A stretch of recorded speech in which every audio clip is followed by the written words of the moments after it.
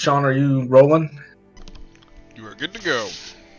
All right, so first we dive back into the recap of our Time Warp one shot, which is canonized, and it was the first time Team 73 was first joined, and the first time they met Hamish in their first mission. Their mission was to meet with Hamish, that is it, and find out information on a mission critical. Mission criticals are known in Hive as immediate missions that need to be completed. Jobs that you have 24 hours to start and assess the mission.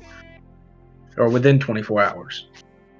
Preferably, if you can. Y'all met with Hamish underneath, I don't want to say disguise because it was pretty horrible, actually. It was sad. It was a very sad attempt to disguise yourself as somebody, as another contact in Hive, as Hive operators. You tried to be secretive about I don't understand what y'all were trying to do, but Hey, you don't talk about Hive. yeah, a lot of Fight Club talk actually. And Hamish took y'all to these two guys that was in a van in a parking garage south of a construction site. These two guys, one called Special Agent Oscar and one called Special Agent November. They had some pretty high-tech gear. One of them looked pretty battle-ready. The other one looked like a super nerd. The super nerd equipped y'all with some glasses that were where he was able to receive video footage, and y'all had earpieces hooked up, and y'all infiltrated the construction yard to apprehend a silver-like canister that held a magical crystal in it that absorbed magical properties. The angel in the group dropped a cargo container on Velkesh, the demon that was present at the construction site. He was the foreman. A rocket was fired and blew up the water tower as the crane fell over, crushing multiple other people. Y'all were attacked with gunfire and chased out of the construction site as Karen devilishly stumbled upon a brand new 2016 BMW and drove away in her getaway car. And y'all narrowly missed hitting Hamish as he limped and hobbled his way down the street trying to get away. And y'all went up a ramp and into the different parking garage. And when y'all went up into the parking garage, y'all were beset upon more gunfire from one side. Y'all were inside the parking garage, so there was really no contact.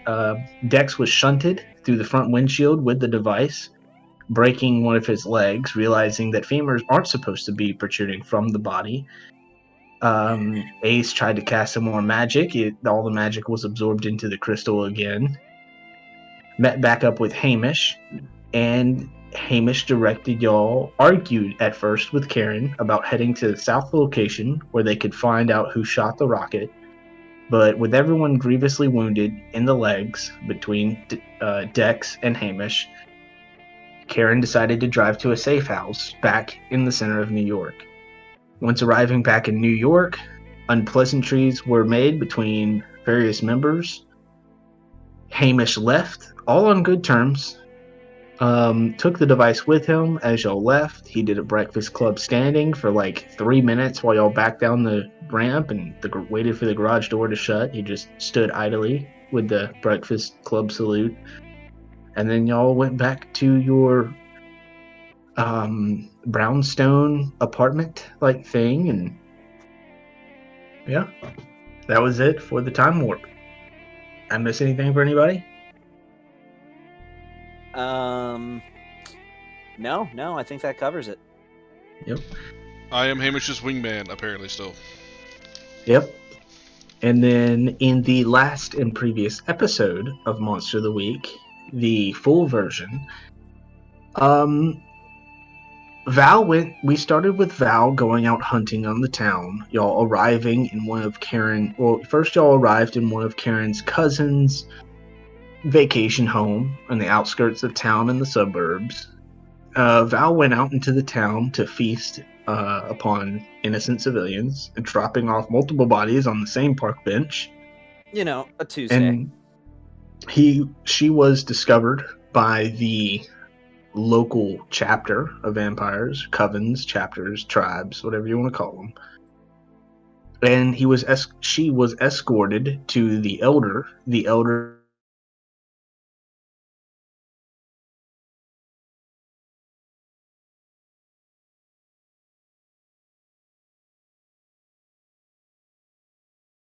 that he would grant her armistice for 3 days so she can conduct her business and leave his city.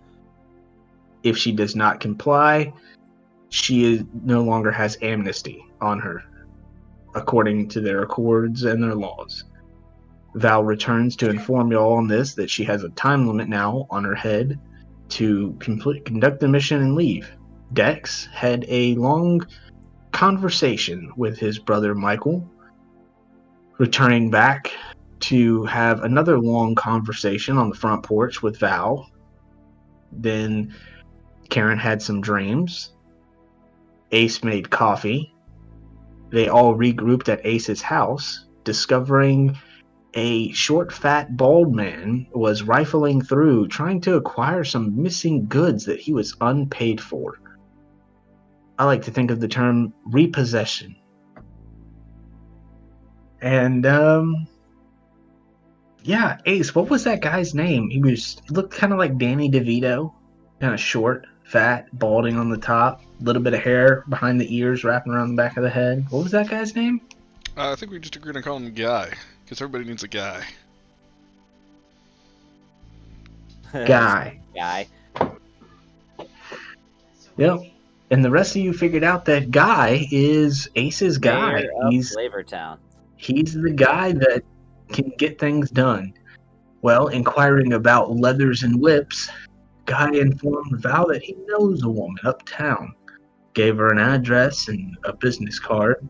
Val promptly went off into that direction, for some reason continuing to split away from the group. And everyone else learned was able to discover new things about the mysteries ahead, as you all learned on the Monster of the Week recap mysteries. Nope. Chat. On the weapons of Eternium. The weapons of Eternium that were discovered was the Sword of Eternium, can cut through anything. The Chain of Eternium can create large explosions, and the Dagger of Eternium that can cut without leaving a single wound. Ace also knows that Hamish is one that also has the Bow of Eternium. No matter who the wielder picks as the target, the arrow never misses. So he's cheating. No. With that being 4 of the 7 weapons of Eternium, 3 more remain a secret. As the hunters, you all, Team 73, are told from Karen's vision that the hunters are being hunted.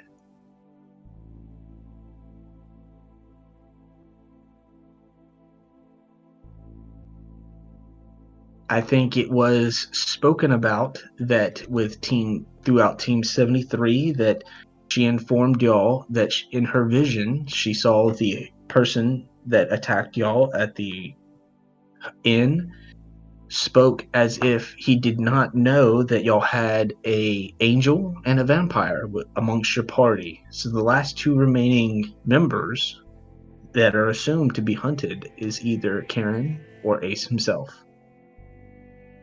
And with that, the end of that conversation, I think we are back in the game. You are all in the apartment. You know that it is drawing close to 8 o'clock when you are supposed to be at the harbor to meet Hamish. Or not meet Hamish, but pick up a package. And then around 11 o'clock, Ace is supposed to meet Hamish at the Blue Orca, Pink Orca? I can't remember. Orchid. I don't have actually I think that it was notebook the purple up. orchid, I want to say. It was not Orchid, it was Orca. I think it was Was Purple it? Orca.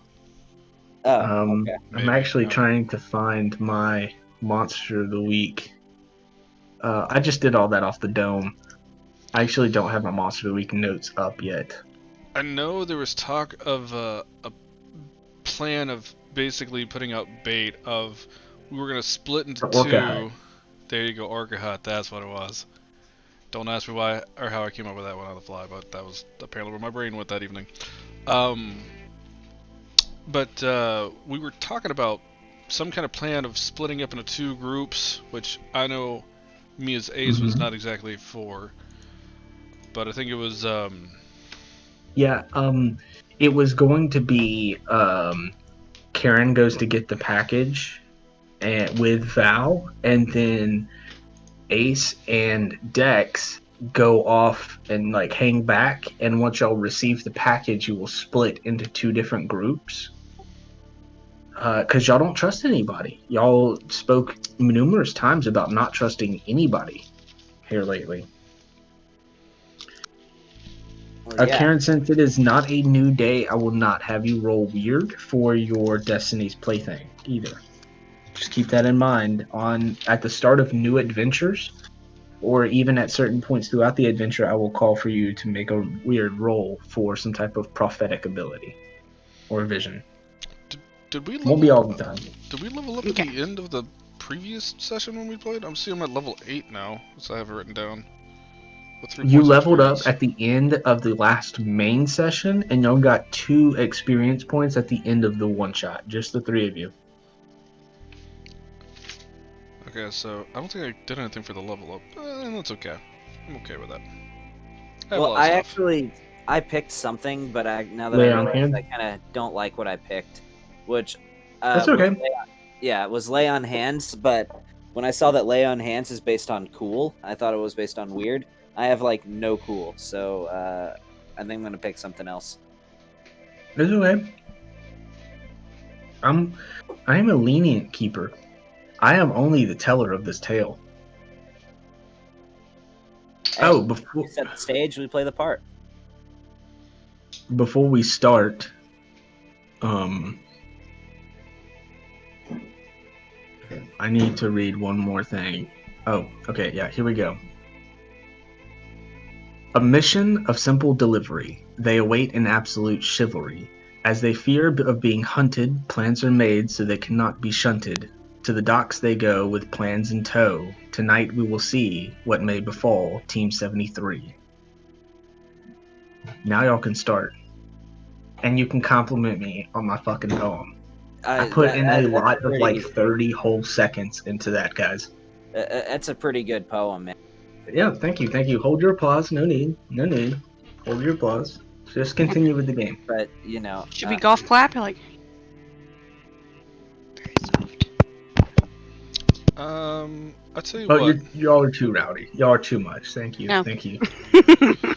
I'm gonna just do this like super easy then, because I guess when I leveled up, I was supposed to get an improvement from the main one. So I'll just do something really quick and easy and add this. I will take another Spell Slinger move, and I will. I don't know, man. I guess I'll go with go big or go home. Boop. There we go. So if I ever use big magic, I get to take a +1 ongoing to those used magic rolls. that's pretty cool. It just keeps on getting beefier and beefier as a wizard. But alright, that's it. Which move did you pick up? Go big or go home. Oh, okay. I don't think it'll come up too often, so I don't think it'll be much of a change of anything, but yeah.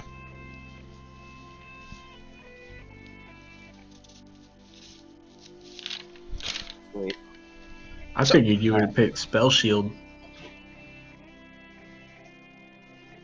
Well, it doesn't stack. This doesn't stack with any other armor Okay. you have, and I already have 2 armor. Wouldn't that be kind of ridiculous if it did stack? Yeah, I would have +4 armor whenever I use that. But I also don't use protect someone very often because you can't protect someone with magic. You have to use tough. I am not tough. Oh, see, I'm good on tough. Out of all the time we've been playing, though, I still don't completely understand how protect someone works. Like, can I just do that as much as I want? No, we'll do it like reaction based. Like you in between someone else's turn, you can use a reaction. We'll call them reactions to protect someone. So you can do it once. Okay. Gotcha. Yeah, that makes sense. Alright, so, like, I know we said, like, around, what, like 8 o'clock or sometime in the evening, we're supposed to meet with Hamish for this package. Like, what time of the day is it now? Yeah, I mean, I would say y'all have like 2 or 3 hours. So y'all can go ahead and start getting ready if you want. Go ahead and go over there. Where are we right now? Are we at Karen's place, still in my Yep. office, or? Yeah, you're in your office. Was that where we ended up at? Yep. Y'all are still there. Yeah, we were in your office. Actually, no. Y'all went back to the house so you can perform big magic on the car to add a protective barrier against projectiles. So y'all went back to the house, actually. Oh, well, you know what? Good time if I wouldn't get my big magic thing. Well, I guess, if you guys want to come up with a plan or circle back to the plan, in the meantime, I'm gonna do some big magic. You already did the big magic. It worked successfully. Man, I'm so good at big magic. I just think it, and bam, you know what? I think I time traveled because I didn't even realize that it happened yet. You're so lame. Ace, you truly are a master of big magic. Please teach me your ways and all of your secrets. Some things just can't be taught, Dex. So, what are we doing for the plan here, guys? We're supposed to be with Hamish here in a couple hours. Well, I thought think we can trust? me and Dex were taking stuff and running. Well, I just got done time traveling, so I'm a little confused. Different timelines, all that good stuff. So why don't you re-explain it to this version of me in your timeline? I thought the plan was that when we get the whatever we get, while y'all meet with whoever y'all are supposed to meet with after we grab the package. I already like all the details in this thing. Sounds pretty solid. Me and Dex are going to take it and leave and begin heading back down with the said package, and y'all are going to stay there, and in case something happens, we can just teleport and go piff and disappear. Because we didn't know if that guy was hunting us or if it was a plan against us from an insider or what's going on. Well, here's my thing. The last time we had to deal with Hamish way back in the day, he had an anti-piff device that he didn't have it, but we came across it. I'm afraid. Well, that's why me and Dex are leaving as soon as we get the thing. We're just gonna get in her car and go. Right, but if you're saying the plan is if you guys get into trouble, you can just poof and you're gone. Well, apparently this is very anti-poof stuff that we might be coming into. I don't know. It might be something completely different. But I'm just remembering the last time we were hanging out with Hamish and we came across that. And it wasn't like it was Hamish that was in possession of this artifact, but it's not out of the realm of possibility that he could have it on his person. I posted something in general chat for Karen, and that is the text message that you would have received this morning about the delivery meetup. Did you just text boobs to me? No, I did not. There's an 8008 in there. 8085. Like that is the text message that was sent to you this morning for the package that you're supposed to pick up and meet up with somebody at 8 o'clock to pick up this package. Ace on the phone call with Hamish, he said that he had business to perform before he can meet up with you, and he'll meet you at the Orca Hut at 11 p.m. 10 or 11 p.m., somewhere around there. Cool beans. I have to pick up boobs. Got it. Karen, you should respond back by also saying boob. I will not. Although I want to. I will gladly do it for you. No. Just respond back with pin 15. You know that this text message was sent by Heather, the district manager. Yeah, I will just simply text back. Okay. P3N15. I mean, I would say 10-4, but that means different things in different areas. But that means okay in police code. So, in case you're wondering. Okie dokie. Oh, I'll respond in like Flanders. Oakley dokley. Yes, that's what I'm doing. Oakley dokley. Oh, Karen, tell him to bring toilet paper, just to thoroughly confuse him. I will not. That is unfortunate. I think boobs is as far as it goes.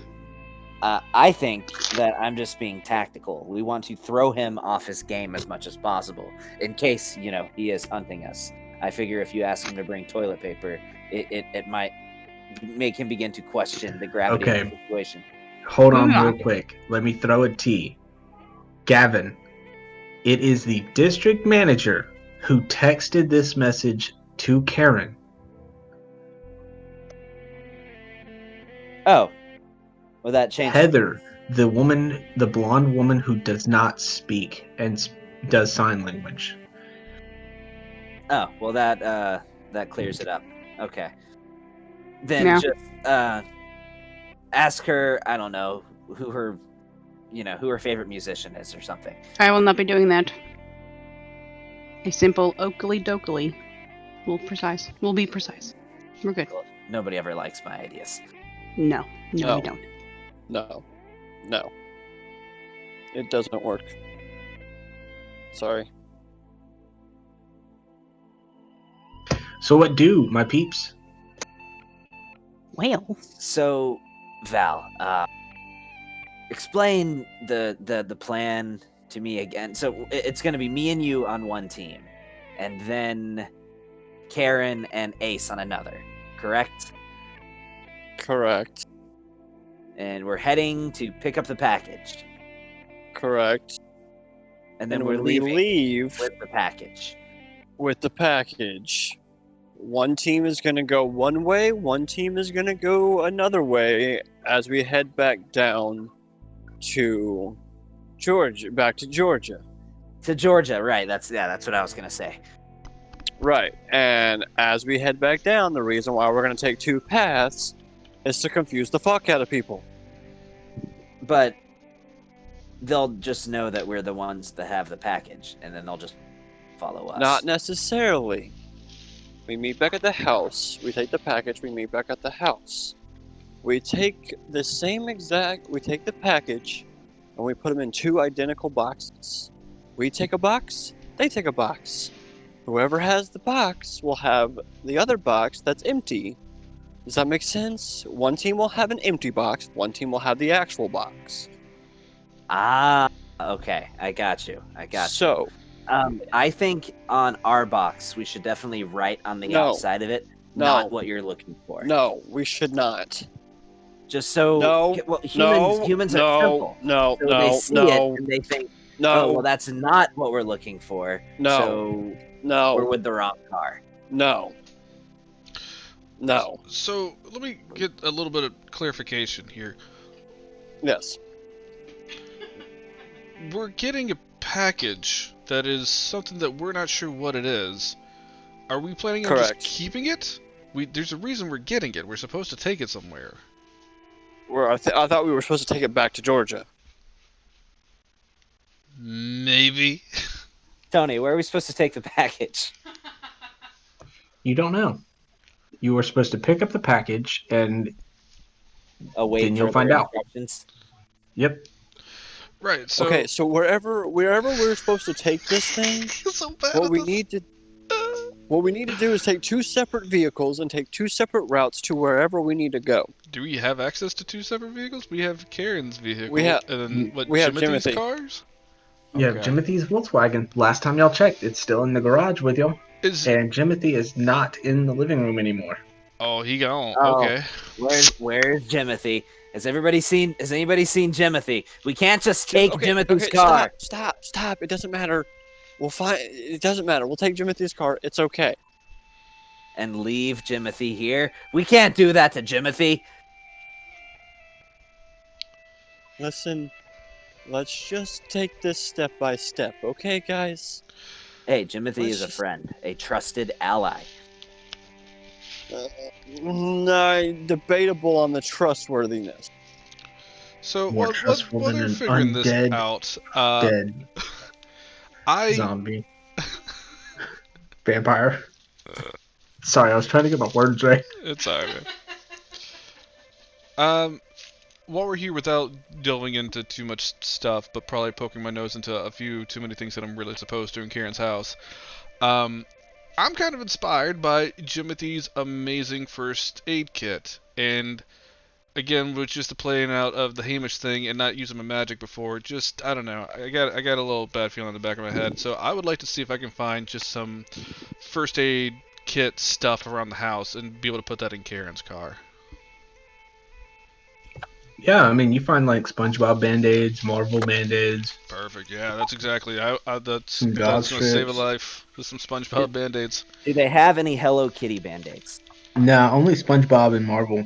They got some gauze bandages though. Do they have a Captain America Band-Aid? No, they're all gone. They're all Falcon and Winter Oh. Soldier.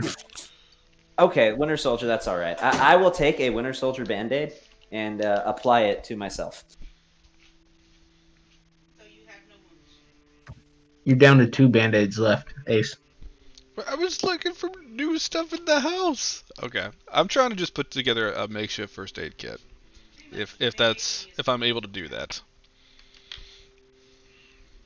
I mean, Jimothy's first aid kit is in the backseat of his car because Yeah, y'all used it. I'm trying to he has one in his car, we'll have one in our car because apparently we're taking 2 vehicles. I You know what? guess. Sake of brevity, you do it. It's there. You got it. Perfect. Got it. All right, cool. That's what I'm doing You're while an they're figuring expert. out the plan. So there I am.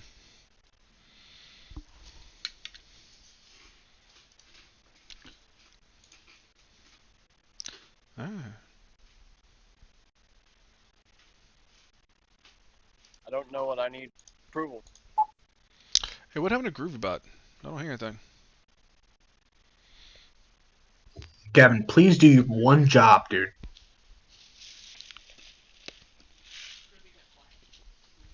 Gavin has muted himself and he does not realize.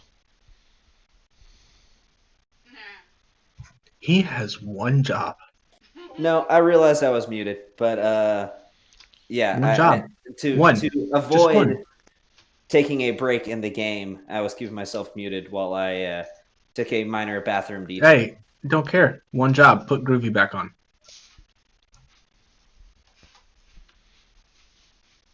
Man, you had one job and you failed. Like, you're not even DMing today. I will fix that and get GroovyBot back. Don't you You have hate it no when everybody's excuse. sending pressure on you when you're trying to drop a deuce? No, it wasn't Hey, dropping a deuce. It hey. was You only need shit coming out of one hole you right now. all right. No, I'm done. So Okay. Anywho, so what's the plan, Stans? I'm making first aid kits. I'm already contributing. By the time I come back, I will expect a plan. In full. I already gave the plan in full. Okay, you say we are going to take 2 vehicles to come back here? To put in 2 identical boxes that we don't have? To take it to somewhere that we don't know while we're waiting for further instructions? And I'm going to keep talking with inflection at the end of my sentences? Yes.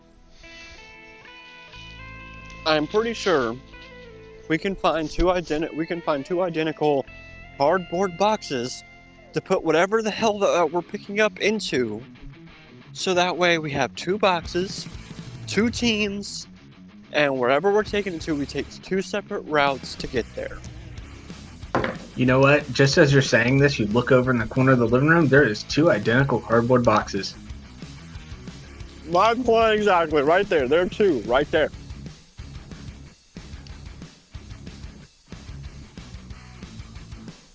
I called dibs on that one. Cool. You take that one, I'll take the other one.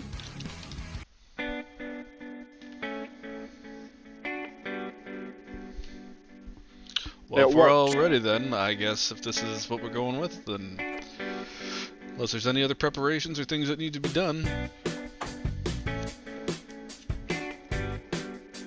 Alright, I'll reach into my pocket, take out my pack of cigarettes, light one up, and go hop in the passenger seat of Karen's car.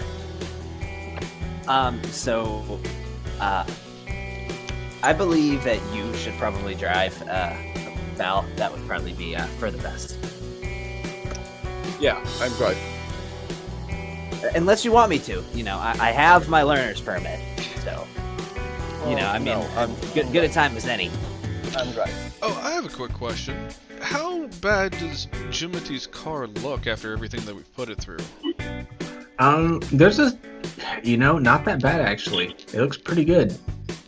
Alright, so nothing, to be honest, I mean, nothing really inconspicuous about it. Like, no, if you look at it, man, it's one of those old, like, 1980s Volkswagen. And it's more like, does it have, like, a busted windshield or anything like that? Just to no, kind of like, when you tap on the front bumper, you see, like, a little scrape on it, but when you tap on it, you realize, like, this thing is full steel.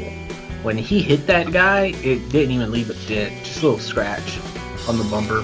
Oh, he's got the old school cars, is what you're saying. All right. Yep. Yeah. Mm-hmm. Yeah, it looks good, man. It looks real gas clean. mileage, but it's a tank on the road. Yeah. Yeah, Perfect kind of. for I a imagine family him outing. in a sky blue old Chevy truck, but that's just me. You know what? Just to see if I can get Jimothy's attention, I'm gonna try something, Tony. Tell me how this goes. I'm gonna pull my phone out. I'm gonna pull up the Curb app, and I'm just gonna call a Curb to our location, and just tell them I'm seeing if this happens to get Jimothy.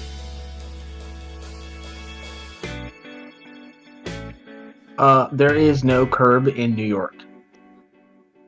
Oh, really? Oh yeah. Man. Okay. I mean, Yeah, I imagine there's far too much taxi service to do. to be honest, we're basically stealing this dude's car after he helped us out. Can we at least leave a note behind with a number to contact us or something? Wait, we don't need his car to go pick up the package. We need his car after we pick up the package when we come here, and then we place the package into a separate vehicle. Why do we need to do that back here? Because then if they're following us, we have just led them back to Karen's house. Well, that's true. We can just, if we have 2 vehicles and 2 boxes, why don't we just do that from wherever we get it? We'll just do the old shuffle boxes around, switcheroo, like did at a Vegas casino thing. I don't know. I don't feel right leaving with Jimothy's car. So, Brandon, mute yourself. So, I'm going to try something else. So, Tony, I'm going on Google, and I'm looking for the absolute worst rated taxi service in the entire city of New York. Yeah, that's Cal's taxi service. I'm calling one to our location. Right. I'm dialing the number, and I'm calling one. Just seeing if maybe he got himself a part-time job. You guys don't think we're overcomplicating this at all? Nobody answers. The second worst. I'm just gonna scream out, "Hey, Jimothy, where are you?" You hear some footsteps upstairs, and he just leans over this banister for the stairwell. And he just goes, "Oh, I'm upstairs." Oh, Jimothy, great. You coming with us or not? No. And then he runs back into the room. Brad, can I use your car? There's no answer. Cool. There we go. Jimothy's safe. I'm gonna angel wings up to the top floor and knock on Jimothy's door. Can I counterspell his angel wings? Just say, Jimothy, come on out, as I knock on the door. He doesn't He doesn't come out. He Dex, doesn't answer the door. leave the guy. He's already done enough for us. You don't need to drag him into danger if he doesn't want to go. I assume, but you know, you've seen him drive. He can. Sure, but that's his Listen, choice. come on. We're running out of time. Let's go. Come on, Dex. Let's go. Timothy, we're borrowing your car. There's pizza rolls in the freezer. No, there's not. There's food in the freezer. No, there's not. There's Edible substances in the house somewhere. There's snacks somewhere in the house. You know what? I'll order you a pizza on the way there. Thank you. Great. Alright, so I'm gonna jump in the passenger seat and I'm gonna order him a pizza. You gonna order him like 3 extra large pepperonis? He's just getting like a large pizza with like, you know, we're doing it with like extra cheese. That's what he's getting. He's the big boy, man. Remember, he's like 7 feet tall. All right, and he's Like getting 300-something pounds. and he's getting breadsticks with it. I'm gonna snatch the phone, order like 4 pizzas for him, send, and then hit the send button, and then hand his phone back. So, all right. So, brevity's sake, once more, you all go to the harbor. It's getting close to 8 o'clock. You're all there. Y'all go and find John. To be honest, oh, wait, Brandon, if you're not talking, can you? There you go. Cool. Appreciate it, man. I will. Well, as we get there, take a look and see. Do I see Hamish or anybody around, or any sign of where they might be as we're coming up to it? So as you pull up to the dock, it just looks like a normal, standard harbor. They got cranes moving cargo containers all over the place. Huge spotlights lighting up entire boats, and Is this the same dock that we were at before? y'all were never at another dock. You talking about in the time warp? Yeah. You weren't at a dock. You were at a construction yard, but they kept calling it a dock and a harbor. See, that's why I got confused. Okay. So y'all arrive. There's this huge sign that says Harbor Number 12. So you pull in, and there's a security station right there at the front. You're all 4 in the same car, right? I thought we took 2. Yeah, I think we did 2 and 2. It was me and Karen We in took one, 2. and then Val and Dex in the other. Okay. Me and Karen are in Karen's car, Val, Dex. Okay. Timothy's. Okay. So you pull up to the window of the security gate with this arm bar, and what you see is just an elderly white man, just a white handlebar mustache, this like stringy, like thinning hairline, and he just like looks over at Karen and just goes, "Can I see your paperwork for being here, please?" You see that on the front of his security uniform it says John. Sure thing, John. I'm assuming I would hand him paperwork. Yeah, we'll say you have an envelope that has just an order number in it. It just says like pickup. No. Crew member of 4 people. Yeah. He like shines a flashlight in your car. This paperwork says you have 4 people The other 2 are behind me. in another car. Right. Yes. You brought 2 cars to pick up 1 package. It's a pretty big package. Is it? That is. What's in it? I don't know. I was just informed it was a rather large package that will require. What's the serial number? 80085. He chuckles. Spells boobs. I know. He walks away for a minute, and then he comes back. He says, "Real big package. Weighs a whole 3 pounds. Oh. Go ahead through." And he like hits a button, and the arm bar comes up. All right. It'll be, you're gonna go down the alleyway, make a left, make a right, make a left, another left. It'll be on your right. You'll see a warehouse that has the number 12 on it one more time. You're gonna go in there and ask for, there's a terminal, a kiosk. You just walk up to the kiosk, punch in your serial number, and it'll direct you where to go inside the warehouse. Fantastic. Thank you. Does he let us through too? Yep. He doesn't shut the bar on y'all. Okay, cool. I'll give him a little wave as I go through. He does. You can't tell if he's smiling or frowning. The handlebar mustache is so thick and full that you just can't tell his facial expressions. He just stares at you. Oh, okay. I don't have time to say anything to him, do I? Nope. You're driving through. Dex. I need you to do me one favor while we're in this warehouse. Of course. Shut up. Oh. Don't say anything. Nothing. Don't say anything. Nothing. None. Whatsoever. I'm not even here. Ninja. I am the master of stealth and subtlety. Do not say anything. We're gonna get in. We're gonna get out. We're gonna grab what we gotta get, figure out where we gotta go, and we're leaving. 10-4, loud and clear. Y'all eventually pull up to the warehouse, and there's like a little parking lot out front. There's no other vehicles out front, but you do see that it has like a garage door that's open, and there is a kiosk like right to the right of the garage door. Because I just want to kind of keep my eyes peeled, can I just read a bad situation as we're pulling up to this thing? Yeah, go ahead.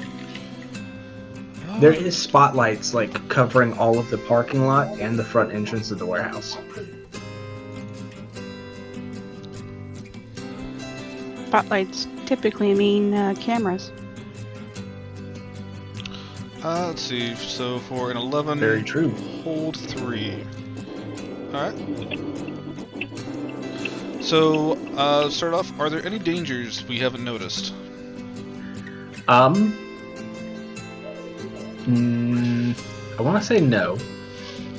Yeah, no. That doesn't sound sketch at all.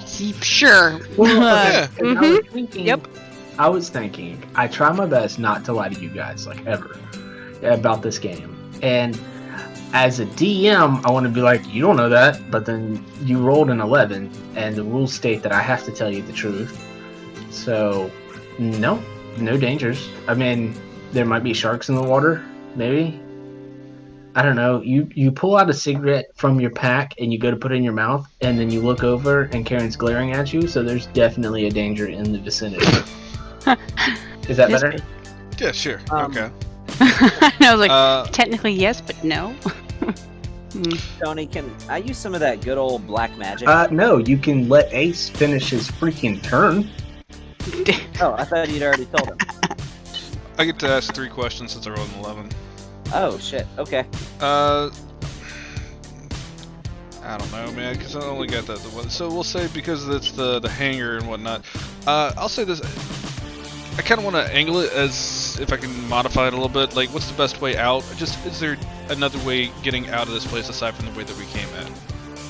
Yeah, so you have Karen parked directly in a parking spot, looking straight in the center of the garage door, and you notice that this warehouse has another door right on the other side, and it's opened as well.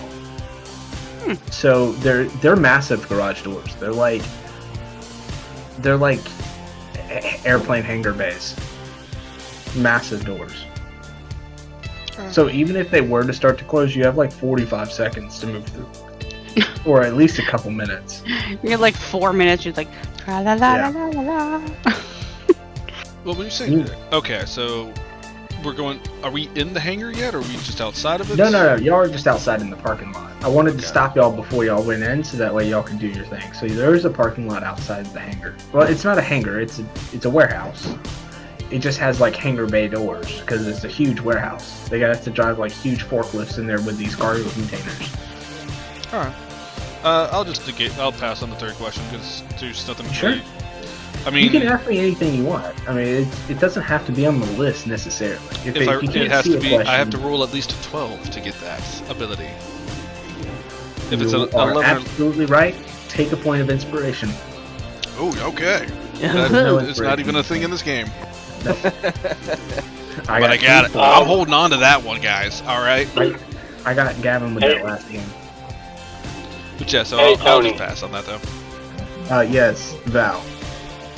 Since she's passing on that, do I smell any other blood from anything, other humans besides the 3 that are The angel and the other two that are surrounding me? No, but there is a very potent smell of licorice and root beer coming from your car.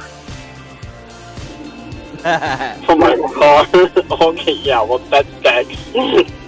But no, I don't eat licorice. Yeah, Wait, it's coming from the strange. car? Yeah, somewhere inside the car, licorice and root beer. Okay, I'm gonna investigate a mystery. Okay, go for it. Alright, someone roll me some 2d6s for me. You don't want me to do it for you. I got it. No, I don't. Oh shit! I clicked it twice. I think I can go in PC bios. I think he's uploaded his character sheet on there. So it would be the first out of there. I thought I'd have to double click, but it's just one. So it's a 7, and then add whatever modifier you have. He has not added his character sheet to PC bios, so I don't know his points. Investigate mystery. What is that? Is that weird, cool? Sharp. Sharp. So it's a 7. Because I think I get +0 to sharp. Then you can ask one question. You sent it to me in a message, but I have your level 5. I don't have your newly updated level 7. So, All yeah. I know is apparently you have a sense. I will get you my newly updated level 7. You have a Okay, so I got one question. that says It's a dick. 0. Yeah, it's a 0. Because I see what you did. You had a -1 for sharp, and then you picked up 1 for a +1 to make it a 0 for sharp. Right. Yeah, because I try to either make them 0 or pluses.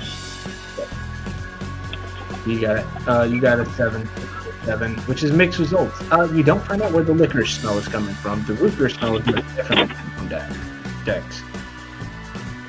Oh well, yeah, that would be me. But the licorice, no, that's gross. Alright, well, I guess I'm gonna get it. I guess I'm getting out of the car, and I'm going to go figure out what Karen and Ace are doing. So, my only question, Tony, just so I know, is like, what organization runs this area that we're picking up this package from? Is this a hive thing, or what is this? You've never been to a harbor, so you don't exactly know, but you can assume that there's a lot of different companies that all use this same exact harbor. You can assume that Hive, if the guy just you could assume that the guy at the front gate might have a connection to Hive, but I mean, you don't really know because it is kind of a secret organization. It would kind of be ridiculous if every single member knew every single member. Right. Okay.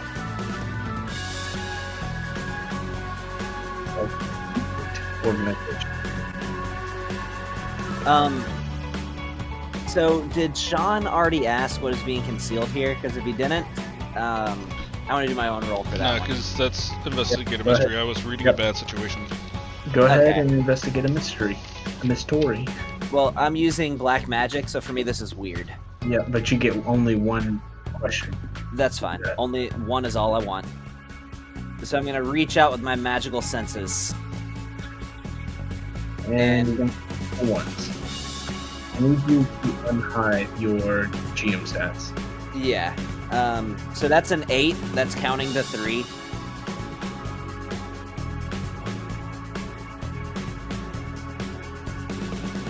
I think 8 is still mixed. That's mixed results. What's your question? So my question is, what is being concealed here? So it's mixed results. Let me see. How do I? Okay. All right, let me put it like this. You don't know what you're here to pick up, but you have an affinity to feeling magical presence around you. And it feels familiar. It feels dangerous, extremely dangerous. It has this uneasing feeling about you, but at the same time, it's familiar. It's like, it's almost as though you know what this magic is. You can't put your finger on it, but you know that you felt it before. You just can't tell if it's good or bad magic. But I definitely sense something magical. Well, yeah, you sense that was just one presence, but you definitely sense a couple other magical things. And for you, Ace, I will say that your ritual dagger it's hot. It just feels hot in your pocket. Like it's not like it's burning your leg or your inside of your coat, but it just feels like an uncomfortable heat to it. The closer you are to this warehouse, it just feels uncomfortable. Like you have like one of those hand warmer packs, and then you just forgot it was like in your pocket, and it just gets super uncomfortable, kind of sweating in that one spot for some reason. Oh, that can't be good. Okay. Well, let's open up the hangar, guys. It's already open. Oh. There's a Well, little let's computer walk into the shop. open hangar, guys. So, who's walking in? I mean, I know I'm opening the door and getting out. The door to the car? What's up? The car door? I would think I'm gonna tell Val, don't pull the car all the way in, just in case. No shit, Sherlock. You cannot bring the car into the hangar bay. There are pillars stopping you leaving the parking lot. But you can get in and out of the parking lot. There's an entrance into the parking lot, but then there's like concrete barriers around the parking lot. So you can't just like drive into the hangar bay. I'm going to Okay. take the. I'm going to get the box, the cardboard box, and take it out of the trunk. And look over at Ace and go, you might want to get yours. Okay. I guess when we walk in, I do want to have the cars kind of positioned to like not have to back up if that was like a thing. Yeah, So. that's fine. Back in the But yeah, park. I'll take out the other cardboard box and yeah. Okay, let's go. I mean, So y'all just gonna walk into the warehouse? I mean, So I'm gonna definitely keep an air of caution about me as I approach. Okay. Right. So let me describe this warehouse. This is a massive warehouse. It goes a couple 100 feet down long, and then it's about 100 feet wide. So you got about 200 feet long, maybe like the length of a football field, 100 meters long, and then about 100 feet wide. And on the right side of the warehouse, the southern side, it is all cargo containers. The other side, it is just stacks of wooden crates. It has two intersections, so it has. You notice that there are 6 hangar bay doors. There are signs drooped by chains hanging above each cardboard box with various serial numbers. There are thousands of not cardboard boxes, but there are thousands of wooden boxes in this warehouse and about hundreds of these cargo containers. Looking back, there is a kiosk that the security guard said to use to find the location.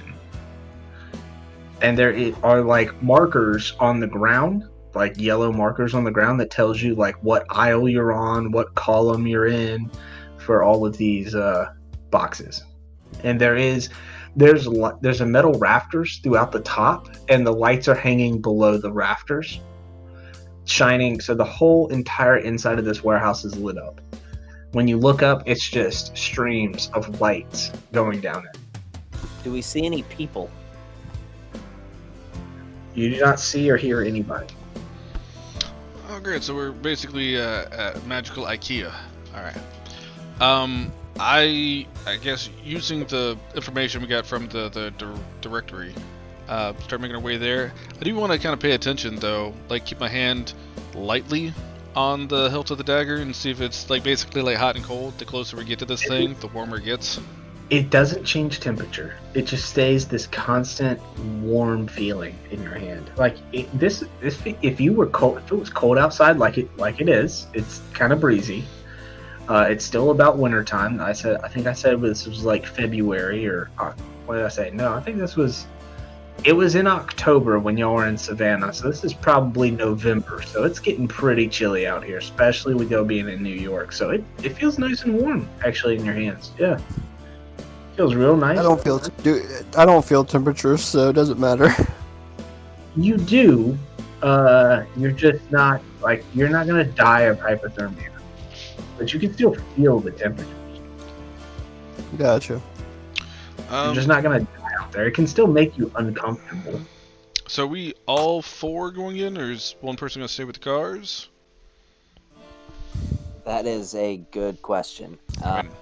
I figure if we need Now, to, we you can can have stay by somebody the kind of be a cars. lookout up front and like honk a horn if something's going on out front. But Yeah, Dex, you stay with the car since you can honk the horn and then I don't know how to honk horns. take the center of the steering wheel, just push in. So, you really think it'd be the best for me to stay out here, considering I'm a easy escape? Yes, because then you can easily get to us. Not if I'm... Well, true. I could, because I know each of you. So Exactly. after a while, y'all just sitting here talking, you do hear like a rumbling of a forklift coming through with a crate, and he just drives up one of the aisles, drops the crate, backs out, keeps going about his business. These aren't like your normal like stand behind or sit on forklifts. These are like in the army we called them 5K forklifts, or not 5K, but like 1K forklifts. So it looks kind of like a crab with a boom almost. So it can easily maneuver around, and in these parking slots, like when he turns the wheel, all 4 tires turn, so he can move around pretty good in this warehouse. Yeah, I mean, other than that, that's the only movement y'all see, and he doesn't come by very often. Y'all seen him once the whole time you've been here. It's been about 5 to 10 minutes since y'all first got here. all right, we're either Do we have going or any- not. Let's. Do we have any instructions on where to find this? Yeah, we know exactly where to go. We have a serial number. Yeah, you have to go to aisle 9, column 6. Okay. I mean, my bad. Column 6, aisle 9. I don't think it would be best for 69 us with the to go boobs. All right. Such a fucking child. Oh my god. All right, I'm Let's just just saying. go. Aisle P3. All 4 of us. lot Let's just number stay together. 1015. All 4 of us. Let's go. Absolutely. Let's go. Right. Y'all get to this column 6, aisle 9, and it is a huge, like, yellow square on the ground. This is like a 10 by 10 yellow box on the ground. And IKEA. it Really is IKEA. you see this box it's like a wooden crate, and it's about 3 feet long. It's like a cube of 3 foot in every dimension. And yeah, one of you goes over and picks it up. It probably weighs about 10, 15 pounds. I thought you said it weighs 3 pounds. The object inside weighs 3 pounds. The entire crate weighs about 10 to 15 pounds. The crate's way bigger than the object. I'm gonna open the crate. Okay. You open the crate, and there is a metal box inside. Yeah, no, I start backing up as soon as he's about to open that thing. I'm gonna pull out the metal box, I pull Kieran with me. and I'm gonna put it in my Yeah, I was like, I pulled it out. cardboard I was like, box. It is currently humming. There is a hum to it, and it just goes like.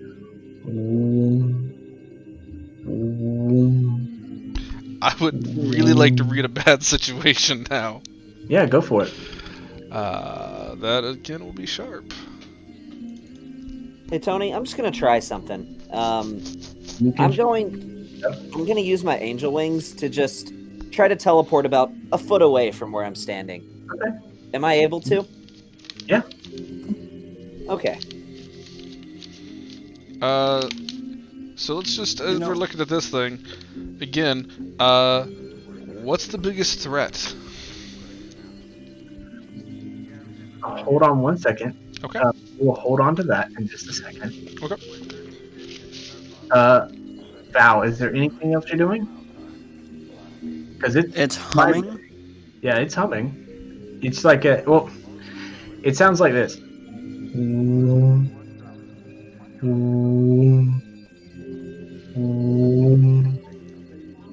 Yeah, I'm opening the frickin' box. It is sealed and welded shut. Cool, I'm putting in the cardboard box and I'm literally walking out of the warehouse. So, Yeah, guys, I think we should go. while you're inspecting the box and trying to put it into a cardboard box, Ace, you start frantically looking away, looking around and backing up. And as you back up, this like thick rope drops on top of you, knocking you to the ground. As you hear, like, you all turn and see a figure just zip line down this piece of rope, wearing a face, like, it's like there's like a half face mask over the bottom of his face, a hood covering the top of his head, kind of like a hijab.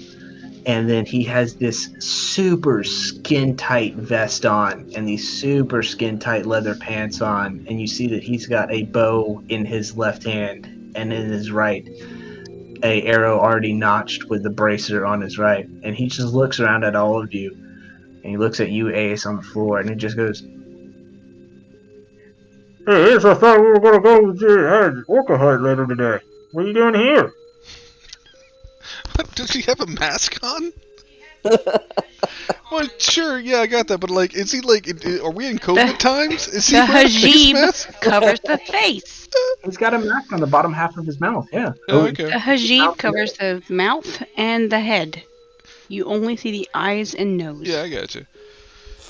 So, Boob. I just say, nice to see you, Hamish. I'll just hold up a thumbs up. Number one wingman right here. Rips off the mask, and he just goes, "Hey, how'd you know it was me?" Bo. Oh, yeah, I guess that's a pretty dead giveaway. Anyways, do you guys like my little secrets? Y'all get it? The text, the serial number, boobs, calling number 69. By the way, Hamish. What's up, Karen? Give you a wink. What's up, Dex? What'd you say? Where'd you get your ninja outfit? I want my own. I mean, thrift store. Okay. He by no means does he look like a ninja. He's got like a skin tight leather vest on, skin tight leather pants. These like combat boots with the. I'm just saying with what he was wearing on his job. That's Yeah, thrift store. Oh. You know, Dex, I don't know if you remember, but when you're a 4-time gold medal Olympic archer, you can't just shop anywhere. You have to go incognito. People are always asking for your autographs. You know what I mean? Right. You know, I was just the other day, you know, I was buying a hot dog, and it was this female, you know, real gruff voice, real kind of a smoker's cough, and she just said to me as she was giving my hot dog, "Man, this Hamish, 4-time Olympic gold archer, you know, if you ever see him, tell him my name's Catherine." Her name's Nice. Catherine, by the way.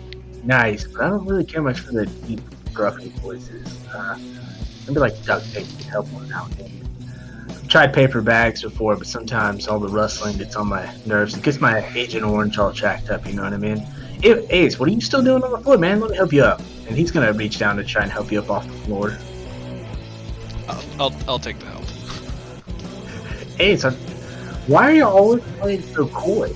Like, you could have told me that you were Team 73, and I would have been like, "Oh, dude, I'm supposed to meet with Team 73 to deliver this package." I mean, I almost didn't know who you were or what y'all were doing with the package because you just walked up to a random box and opened it. I was literally about to kill all 4 of you. Well, It was the answer to real your cool. question is Fight Club. That doesn't explain anything because, like, I just assumed as a You don't 4-time gold just medalist open you would normal already boxes. know these things, because obviously you came prepared for the job. We just buy some cardboard boxes. I mean,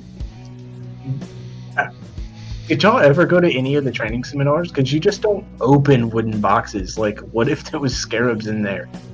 Like, flesh-eating scarabs. I'd be alright. Flesh-eating scarabs? Yeah, I'd be alright. Yeah, you would be alright. I wouldn't, like, they ripped your flesh off, you wouldn't be alright. Hey, No, I'd be alright. sure. I like the leathers. Nice outfit. I would recover. You know, I feel like you and Val would have a lot in common.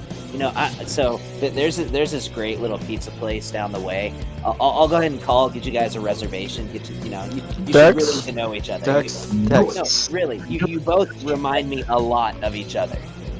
Thanks, man. I appreciate it. Wingman number 2. Oh, Yeah. wait. So Val, Dex. this is Hamish. Hamish, this is Val. With Dex. Nice to meet you. Hamish likes Dex, long Dex. walks on the beach.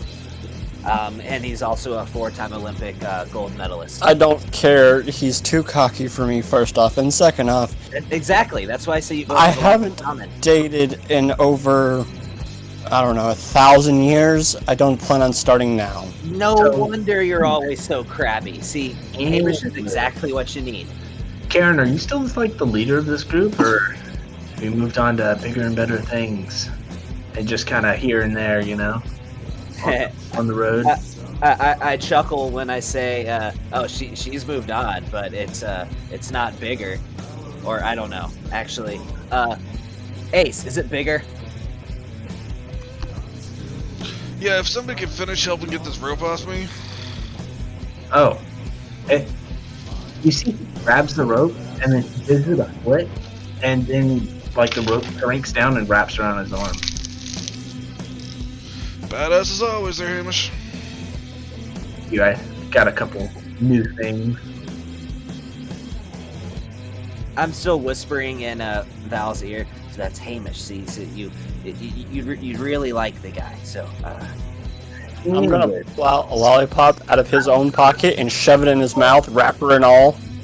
I don't know if y'all got the memo, but I am supposed to escort you to deliver the package. Now, I see that y'all came prepared with 2 cardboard boxes and 2 vehicles. Nice. I mean, not nice. He doesn't say nice. He goes, nice. I like it. Like the enthusiasm. I like the clever deception kind of thing that y'all are doing.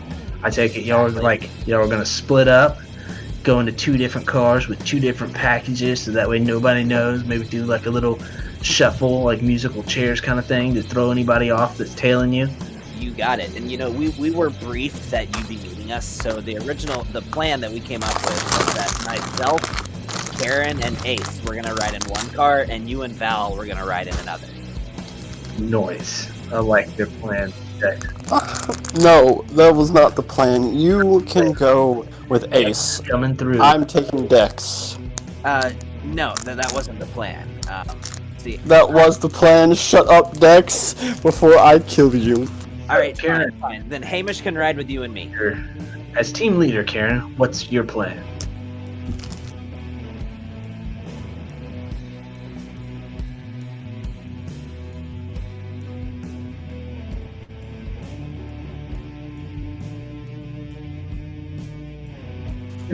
Okay, alright. I was like, I'm not muted, damn it. Alright. Well.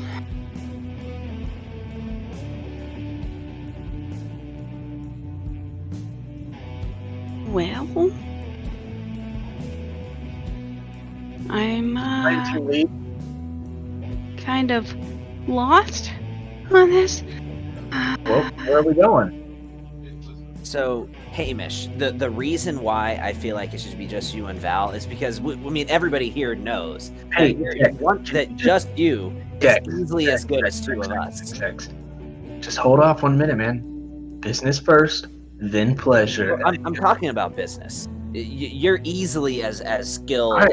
as two of us put together. So Right. That's great. All right, shut up. Let the team lead talk, please, Dex. Thank you. Team lead. I'm sorry. Where are we going?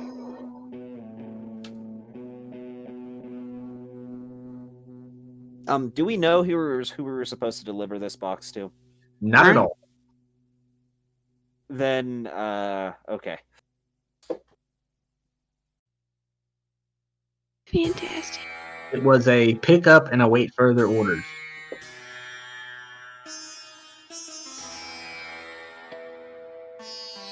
Second team lead. Okay, so I'm gonna have. Not what is your character? Not Shaz. What is it? Ace. Guacamole. Good grief. It confuses me when I look at the Discord and he's Shaz. So I'm gonna have Shaz with me. You mean Ace? Yeah. We're gonna GTFO. And I'm gonna be riding with them as well. Yeah. And the reason why I think it's best for you to go with Val is because we both already know, that Ace and Karen are inseparable. And since you're easily as skilled as two of us put together, I feel as though the group that you're a part of should be the smaller group. You understand? I completely agree with you. Oh, I love you so much, man. And then he just runs up and gives you a huge stern hug. And then he starts walking off towards the car. I mean, it just makes sense. Dex, you're going to die. Yeah, he's already gone. He's walking off towards the car. So is this thing still humming? Oh yeah. Yeah, it's still doing the whole wom, do I recognize it, or do I need to investigate a mystery? Okay, I missed it. Who took the box with the actual box inside it? We hadn't put it in the box? Oh, we did? Okay. Let's decide. Yeah, I put it in my cardboard box. Okay. Who's taking we'll call it the live one. Who is taking the live box? We'll take the live one. Hamish, hold this. Ace. So Hamish has already started walking back to the car. He's not doing that. He left first for a reason, so he doesn't have to pick up the box. All of you have enough insight to tell this. He already walked away, so that way you couldn't ask him that. Ace, I don't want you to investigate a mystery just yet. Okay. If you want to go ahead and make the rolls, just hold your question for 2 seconds for me. I'll just make the roll when it's pertinent then, man. Go ahead and make the roll, Okay. so I can see, and then just give me 1 minute. What is everyone else doing? Val, Dex, Karen, are y'all walking back to the cars? Yeah, I guess I have the live. I have the live one, and I'm walking back, trying to kind of keep my distance from Hamish. Right. What is your question? I'm sorry, it's me now for the questions? Yep. Everybody's starting to walk back. You're just standing there pondering for a second. So this all happens in an instant. And what you're doing? Investigate or read? Investigate a mystery. To the item thing that we saw. Okay. What can it do?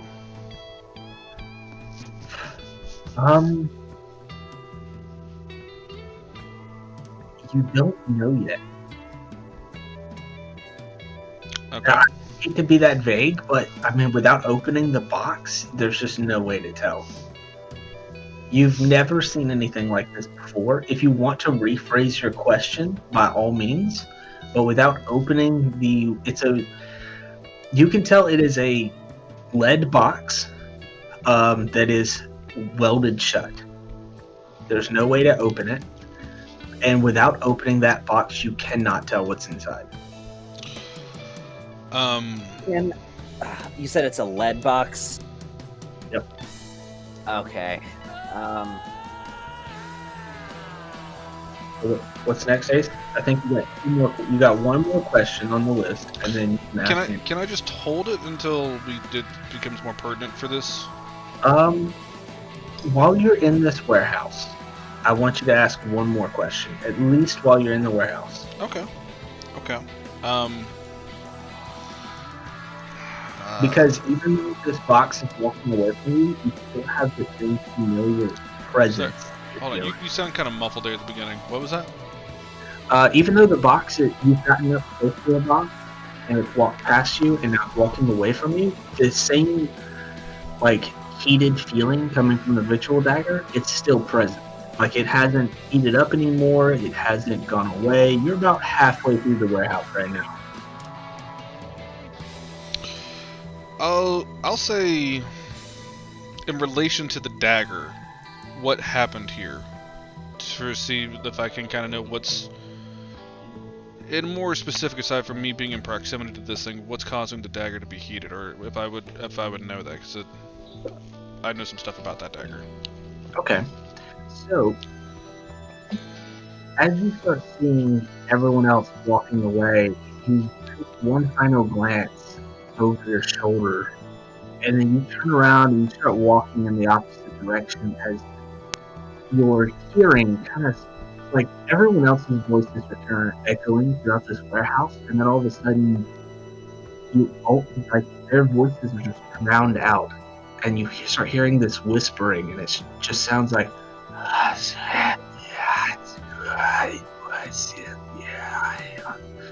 and it is just getting louder and louder as once you get to one of the back corners, all the lights around you, all the lights above you, just cut off, except for one that's shining directly down on another wooden crate. But this wooden crate doesn't look like the others. It looks as though it was waterlogged. It's got barnacles all over it, and it looks as though there is water coming out of it.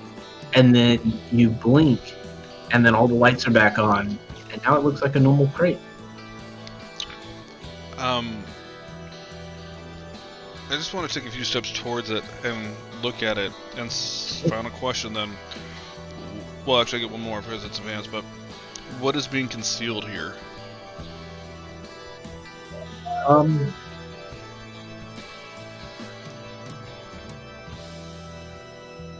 Once again, you can't tell while the box is closed. Well, okay, so just trying to make sure I'm understanding. The thing with the water and everything coming out, was that something separate from the box, or is that the box that it saw itself? It was, okay, so it was almost as though you had a vision that was just overlaying. Quick like, pause. Is anybody else having Tony kind of, his quality kind of comes and goes on his microphone? In and out, but I can still hear him though. Okay, I'm just same here. Yeah, I was having a little trouble hearing you because you get kind of the head, and then it was so I was having a little trouble getting all the details. Okay, hold on.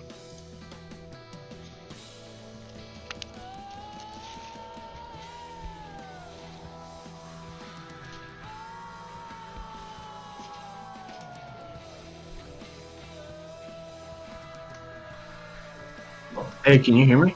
Oh yeah, now you can hear fine. Yeah. Okay, I just turned up my input volume.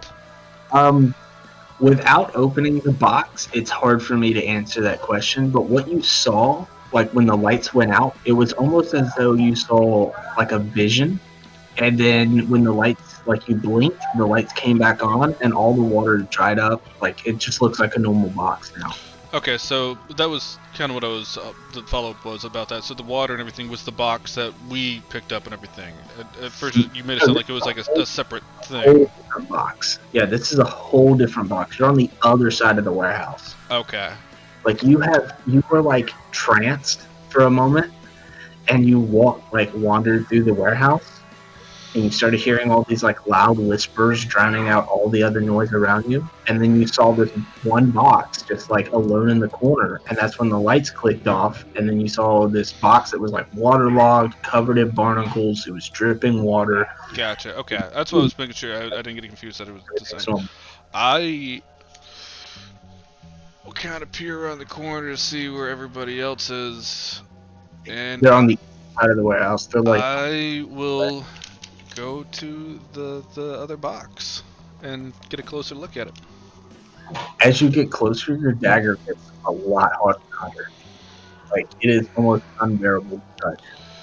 What is it? I mean, is there anything markings or anything about the box? Any description or just from visibility looking at it? There is one marking on the side of the box. Just one. On the entire box, there's no numbers, there's no letters that you can read in any language except for a runic symbol on the side, one of the sides of the boxes. And it is extremely familiar to someone like you. What is it? So, with your ritual knife, you pull it out, and there is a rune symbol. There's several runic symbols on the hilt and the pommel. You'll notice at the end of your ritual knife, there's like an amber pommel, and there's these runes that's etched into the amber. One of these runes is on this box.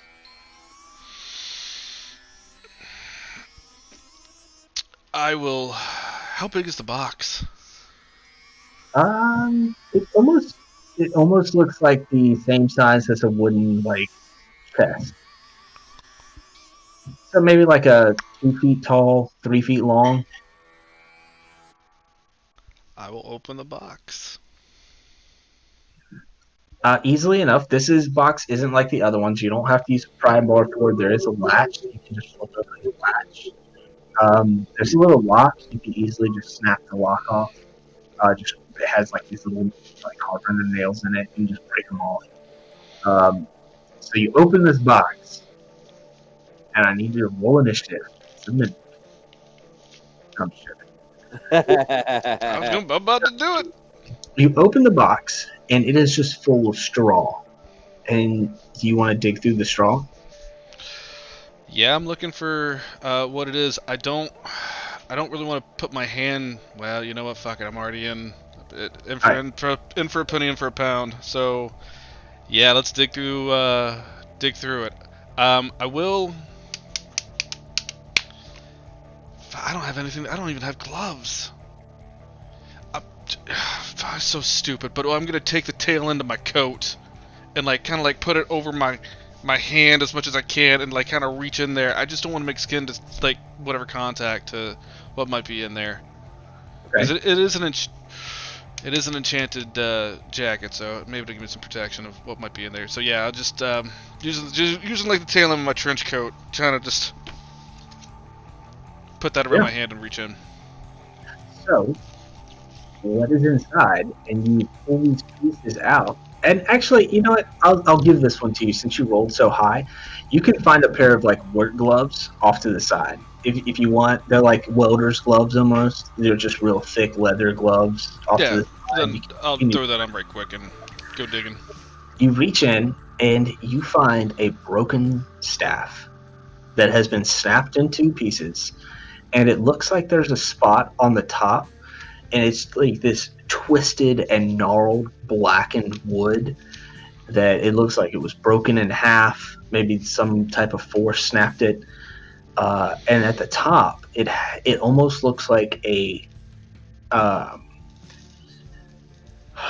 like a shrunken, not shrunken, but it almost looks like a bony hand that would hold something in like a claw-like shape at the end of the staff, but it's all made of wood. It just looks like the end was carved or shaped in some kind of way where it looks like a skeletal hand, and it looks like it's supposed to be grasping something.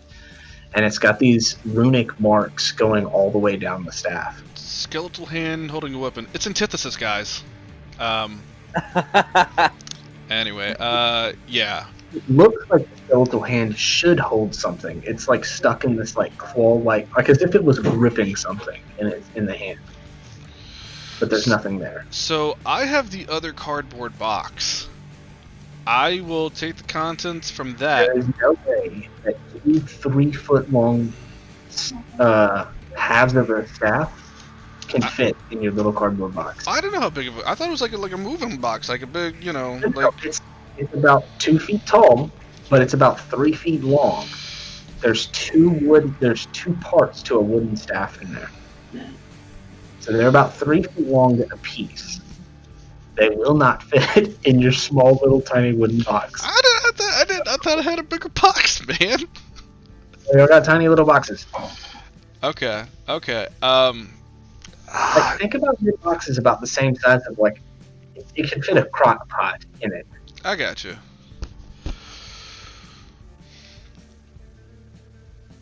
I'm gonna peek around the corner again, and I'm gonna try and do this quickly. I want to use magic on the cardboard box. Okay. I don't. This is kind of weird. So if you want to call it big magic, we'll call it big magic. I don't know. I don't want to make it as something as massive as a bag of holding or something like that. I want to warp the dimensions of the box to make it where it's a TARDIS. It's bigger on the inside, just at least enough to be able to hold something like this. I like your reference. So, what are you doing with the ritual knife?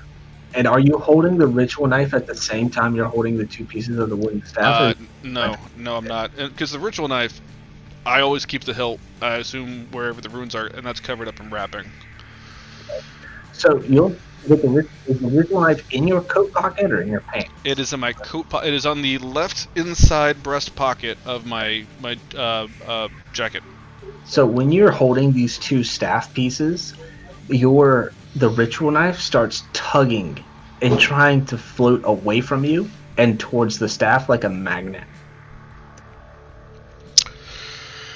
Okay, I will set the staff down and take this box, and I guess I'm gonna try. I need to put this in an inconspicuous way. Yeah. So I'll try and do some magic on this box if I can do that quickly, because people are waiting on me. Stuff like cloth tarps laying around you if you want to just wrap it up. Why you gotta be simple? Why can't I wizard it up?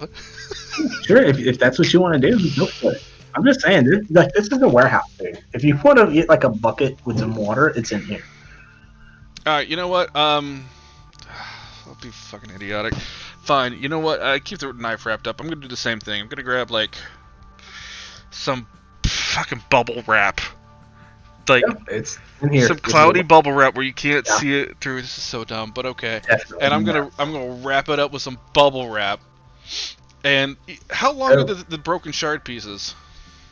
Well, they are about. It's a wooden staff that was broken. Yeah, that's what I meant. Like how long are the two broken parts? 3 feet apiece. So what I'm gonna do is I'm gonna grab like a piece of wood or something and lay it beside it and wrap it up, and then I'm just gonna use it like a cane, and then I'm gonna just start walking out.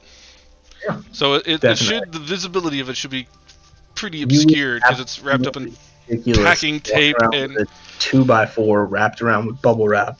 So I'm gonna, basically I'm just gonna like also as I'm walking back, I'm gonna be like holding my back a little bit, like I got hurt when the rope fell on me, and I'm using this as like almost a big walking stick. So fucking stupid, but okay, that's what I'm doing.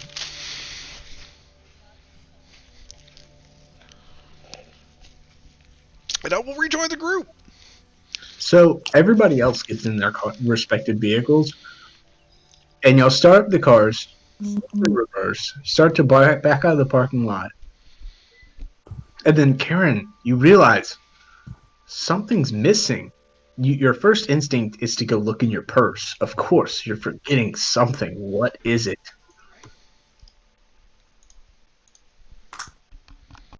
I'm digging. What? Dex, you get the same feeling. There's just something missing. Is it a lollipop? I immediately frantically check, and it was all my taffy there too. I have strawberry and peanut butter. Yeah, Ace, as you're walking back to the warehouse. Hey guys, where's Ace? Oh, you're in a different car. You don't even know. Ace, you see him like backing out of this car. You and Hamish are in the same car. Yeah, I'll kill Hamish. I assume Hamish gets in the front passenger seat. Yeah, definitely. Why wouldn't you? But yeah, Ace, you're walking like casually, limping on this piece of a 2x4, and you see them start to back out of this parking lot without you. What are you doing? I swear, I must be missing a piece of taffy. Wow, you also get this strange feeling like something's missing. You look ahead of you, Karen, Dex, Hamish. What else could we be missing right now? And you just cannot, for the life of you, none of you can just put your finger on it. And I don't notice that Ace is the person that we're missing. Yeah, there's just something about it. Y'all just you don't know what you're missing. It's something. It's really pissing you off. Mm-hmm. Karen, I guess I should get in the front seat. I feel like somebody should be sitting there, but I don't know who. Sure. Yeah. Here, Mm. I can't hear him. yeah, I can't hear you, Sean. You made Oh, sorry, I muted myself. Yeah, it's like, dude, is there? There's Now I can't hear you again. why? All right. So it threw me off because I don't know if you guys like, I'm usually lower down, like Kelly is below me, so I clicked on where her name was to mute, and I accidentally clicked myself. Anyway, no, just like, is there no olfactory memories in there? Does the car not smell like cheap cologne and cigarettes? Like, I mean, you can run if you want to. You're just seeing them starting to back up. You're only a couple, like, 100 feet away. You can easily make it to them. I don't run. What I will do is I will fire a missile, not at them, but like by them. Be like, hey, remember me? And I'll fire it at just like an ice ball. They Karen, stop. we're under attack. Go, Karen, go. We're under attack. And you can see, like, Karen turns on all the lights, and she's, like, frantically looking around in her car. Dex gets out of the back seat and, like, walks around to the front seat, puts back on the seatbelt. Val turns on the lights in her car. It looks weird. From your perspective, you're like, what are they doing? Why are they about to leave me? I mean, So I just don't remember Ace right now. Well, no, it's not that you don't remember Ace. You're forgetting something.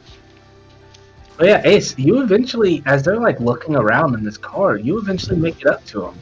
As you just like look into the window, and like Karen's looking in the glove box, she's looking in the center console. Dex is like pulling out all of his candy from his pockets and just like counting them, putting them in the floorboard. well, I'm glad you guys didn't get too far without me. Ace, we're under attack. We're under attack, Ace. From what? Ice.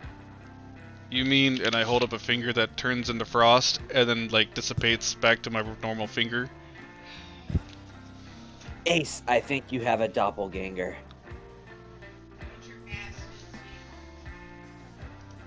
I'm gonna angel wings into the back seat and give him the front.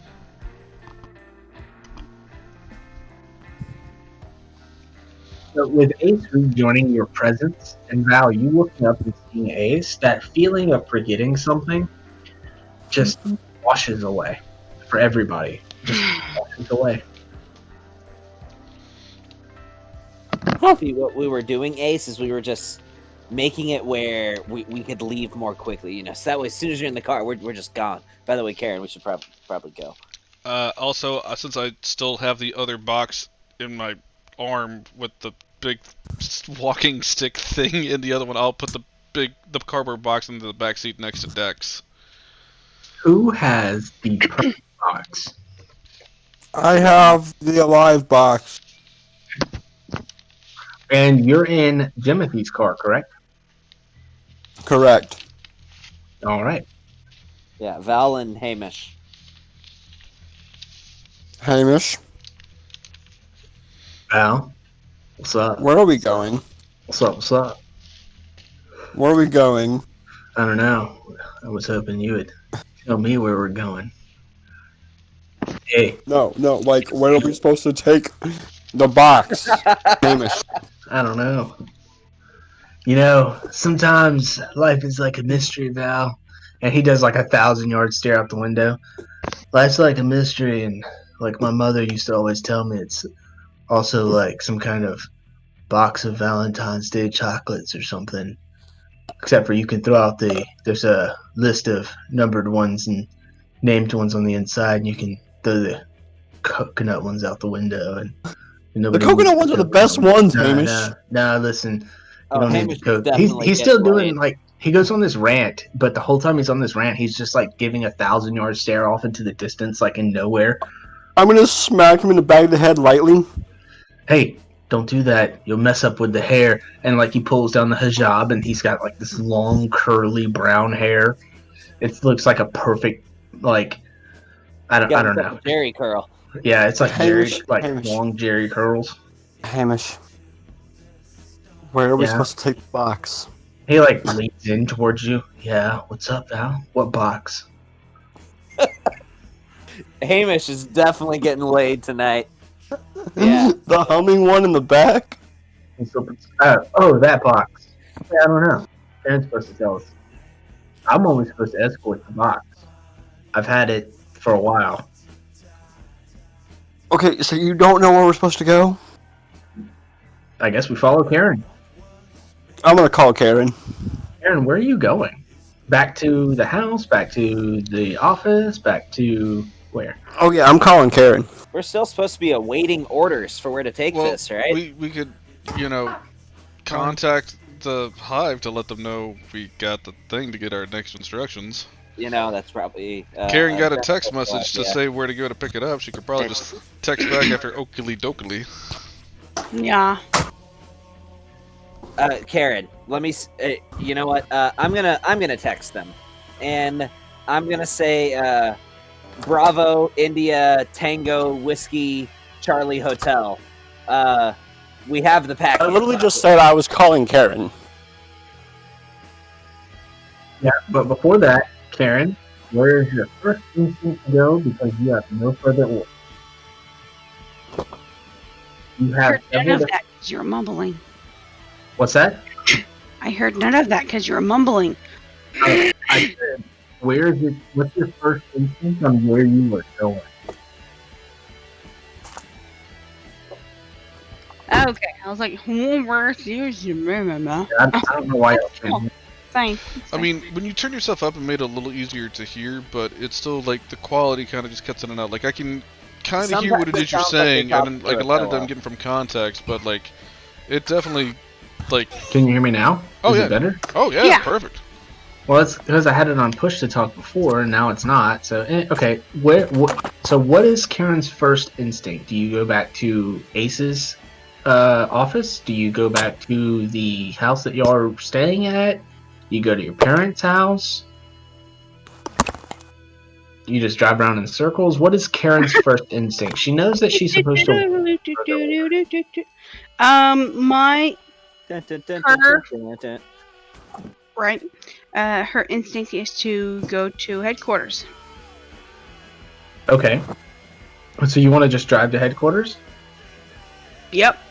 You know that Heather has an office, like a business hours office, near the Capitol building. And that's about an hour away.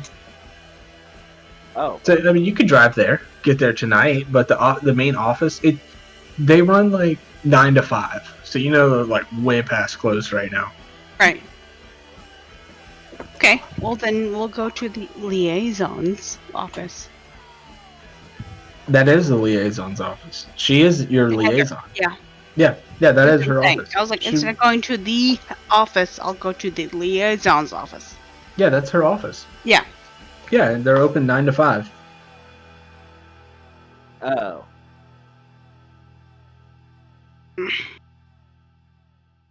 It's 10 o'clock at night, isn't it? Yeah, nobody other than operators works outside of office hours. Operators and hunters are the only one that work like 24/7. Stupid 9 to 5ers. Okay, so we shall go. I shall go to the I don't know, my room, and then speak with Miss Liaison in the morning.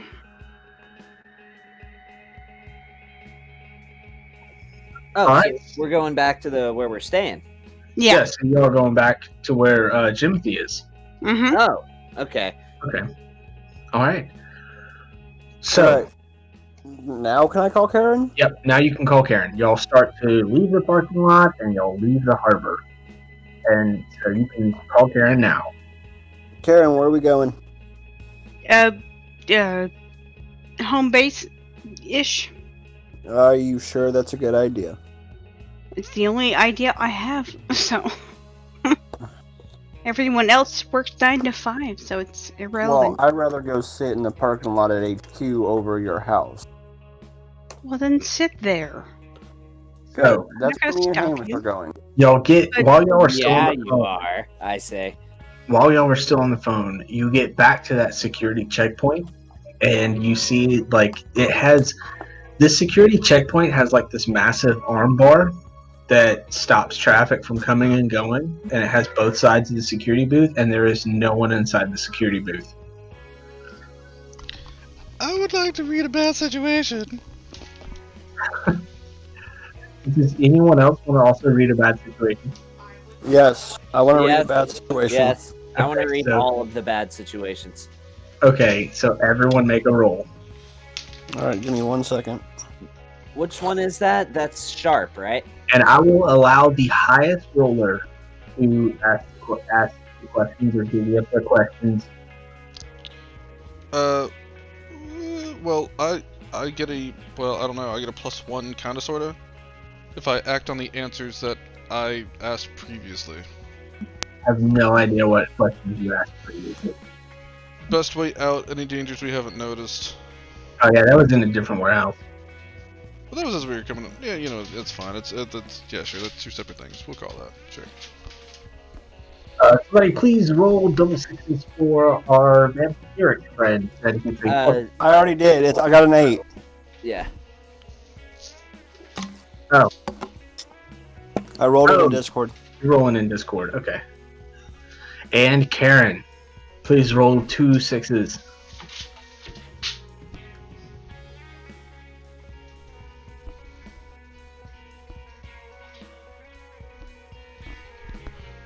Hey, once again, you are at the top. Ask the first question. Well, this is what I had to get for being a detective.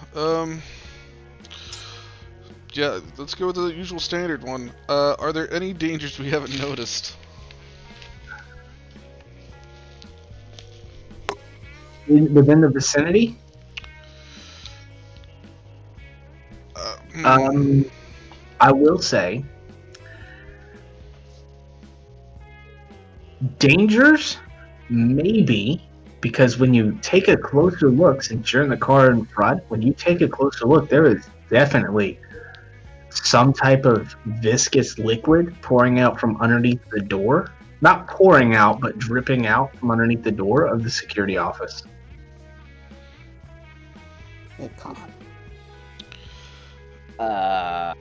When you say viscous, I mean like, do I recognize it? Is it like blood? Is it like? Uh, It's viscous. Viscous can be many Yeah. things. let's say blood. It might be blood. When the headlights of the BMW shine upon it, it shines a dark crimson red. Karen, go. I got 2 more questions. That one's too vague for this one, I would imagine. I'll say, what's the biggest threat in our situation? Kind of plays into the same thing, but The biggest threat. Oh, you know what? Let's go to a different question first. Let's go ahead and use up all 3 of your questions I'm wondering first. if it's gonna be that broken staff. Let's come back to this one. Seeing that, just kind of being mindful of anybody might setting a trap or anything for us, I'm gonna say, what's the best way out? You notice that the security gate door is cracked open, and there is a key card in the computer and a big red button that reads open. So we have to go in there. It's I just say a that little out loud. shack. It's just a little shack. Yes. So the arm bar is down, and we need to open it to be able to get out of here. Yeah, these are big ass arm bars. Like can think that if your car was to ram into this thing, it would probably total your car. Okay. These aren't just like railroad track arm bars. I will do it. Get Val on the phone. So, as you say, get Val on the phone. Going back to your second question, Ace, you look over your right shoulder out the window and you see a figure standing probably 30, 40 feet away from you. And it just so happens that a light that is on a swivel off in the distance kind of drifts, like the light just drifts slowly towards them. And you see these two flashes of it almost looks like this figure is in these dark flowing robes and just these two red eyes just beaming straight at you.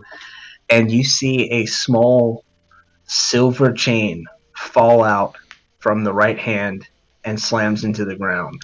Oh, motherfucker. It's that guy. I will call this out to everybody loud enough that Val and them in the other car can hear and point. And as I point... We're still on the phone. Well, then you hear, but I'm yelling it. I panic. And as I point at this guy, I'm going to reach into my pocket and grab my pocket watch. And I'm going to cast Ice Wall behind the second car. Behind the car. This guy's Is it in front of us? Is this guy on the other side of the arm? He is on the passenger side of your car, and the Volkswagen is behind you.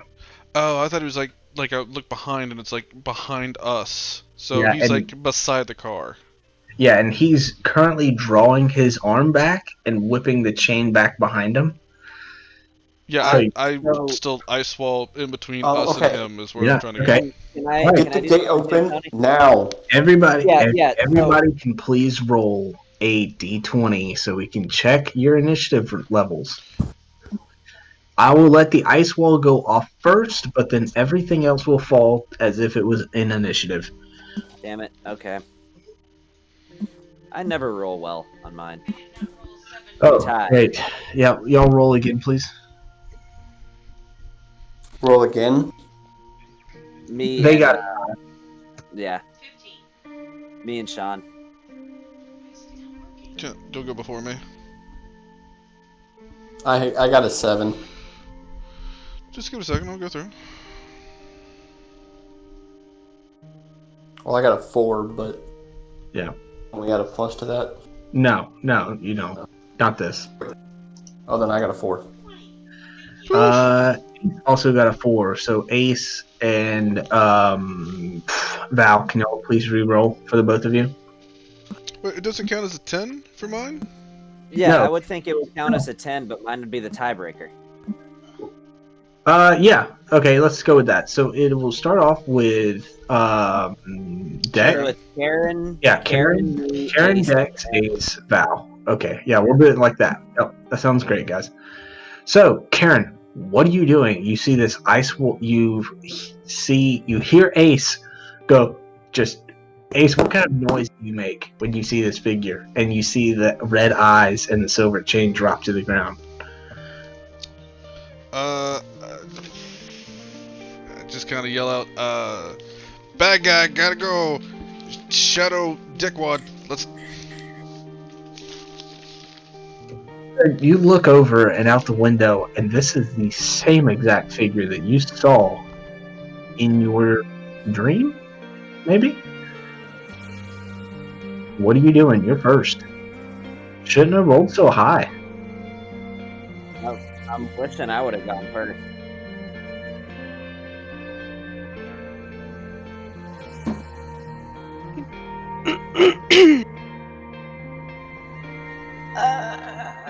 I have no idea what I'm doing. You can tell me to look at my moves, but that doesn't mean I know what I'm doing. Yeah, it's helpful as like know things. I don't know things. Okay. Ellie, not Karen, says, "Fuck these moves. I'm here for the RP." Hit my kneecap. I'm sorry.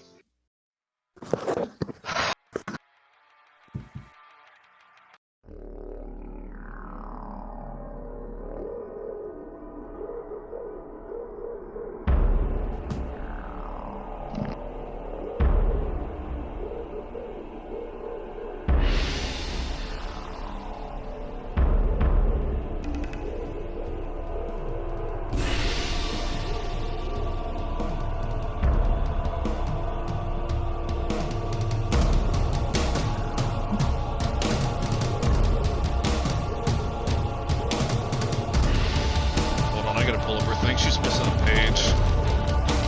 Yeah, I'm missing a page. I don't. Okay, good. Yeah, all the moves are the weird. Yeah.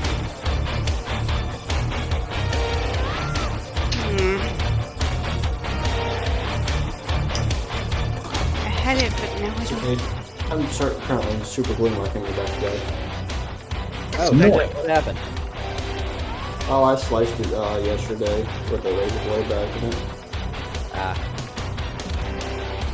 So the super glue only holds for so long, and then I gotta re-super glue it back together. Like I literally cut off like a chunk of my finger.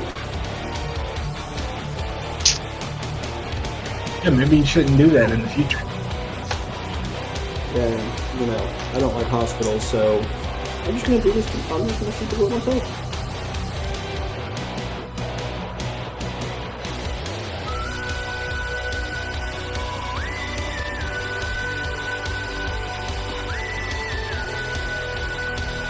And I know, Gavin, your EMT friend probably going, you should probably go to the hospital.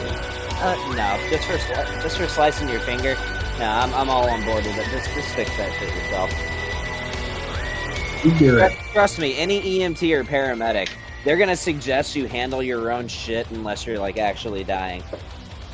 Yeah, you do it. Oh yeah, I mean, it probably could have used a couple stitches.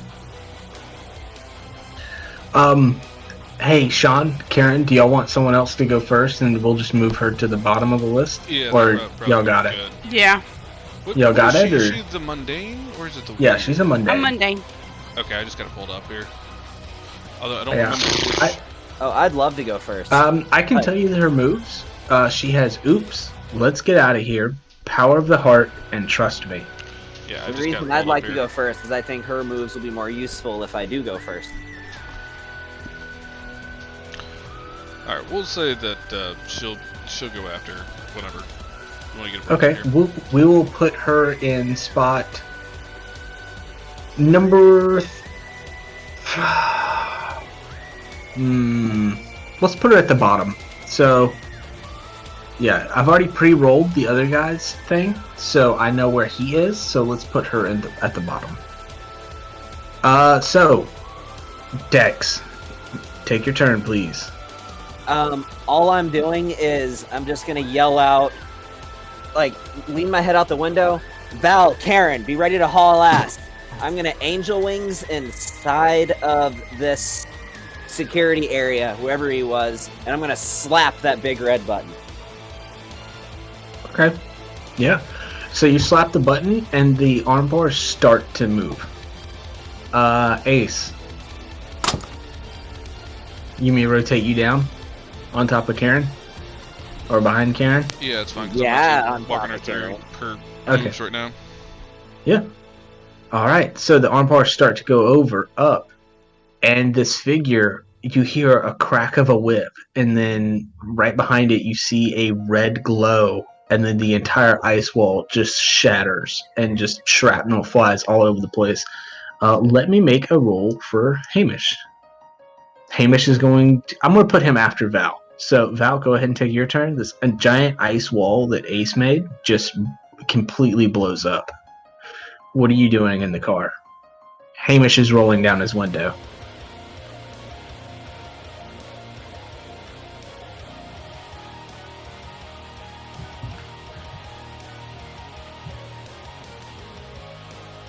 Val, you're muted. You muted yourself. Oh, yeah. So what am I doing? Mm-hmm. Since I saw him, I'm going to... Do I see the armbar going up? Yeah, it's starting to go up. Yeah, it's going to take a second. Okay. Then I guess I'm just going to, hold my turn? You could always just shoot him. He doesn't have a gun. Oh yeah, I can shoot him. You don't have a gun. No, don't have a gun. He's got claws and a whip and teeth. Oh, I thought there was a gun. Okay. You're thinking of, Angel. Yeah, Angel had like a revolver or something. Yeah, he had a Magnum. Oh, so you don't have a gun? Nope, I have a whip, and I have daggers and claws. Okay. So, Hamish leans out the window, and he draws back on his bow, and then you hear him whisper, and it almost looks like he hesitates for a second. And Val, you hear him whisper, No, that can't be. What? And then he just freezes. And then now we're to Ace and Karen.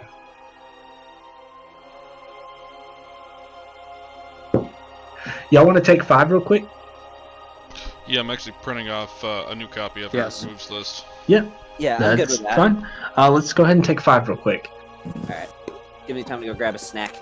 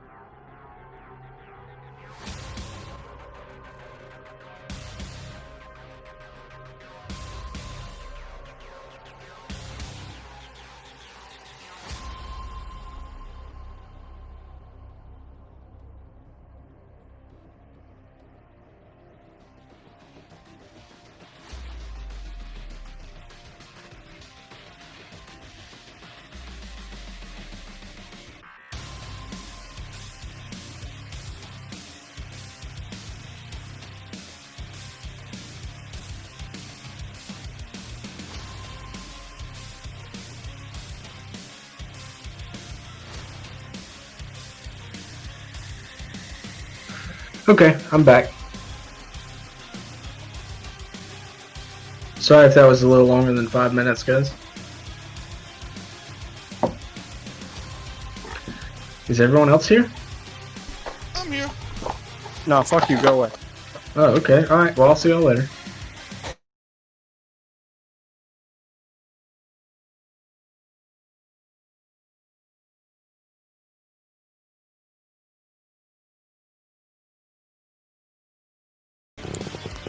Super glue and a cut sucks. So, are y'all ready, Sean?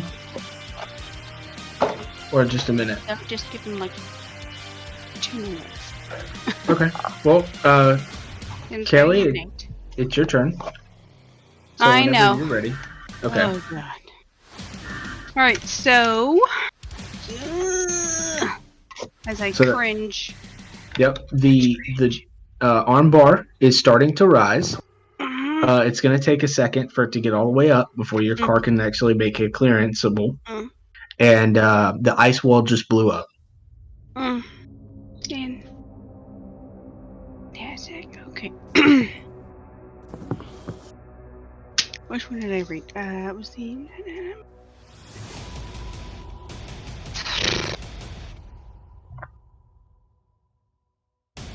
I have no idea what I'm doing. I've looked over my options. It's like it's still a bit weird. So we're gonna go with trust me. Okay. Yeah. When you tell a normal person the truth in the order to protect them from danger. Who are you talking to? There is. So I'll tell you, there's no normal people around you. Oh. Well, then never mind that option. I'm just gonna have to. Oh my god. Think of normal people who are not you guys. I have no skill set for this. Mundanes aren't fighters. Do Okay. you not have a runaway option? Yeah. She has a let's get the fuck out of here move. Then let's do the let's get the fuck out of here move. I'm gonna do the small handgun. Two harm, close loud, and reload. Alright. Okay, listen. Alright, so you roll some kick some ass.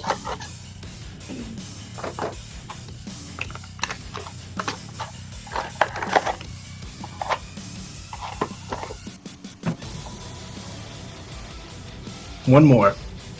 I don't. Yeah, okay. 9, and then whatever your tough is. Plus 2. So 2. 9, 10, 11.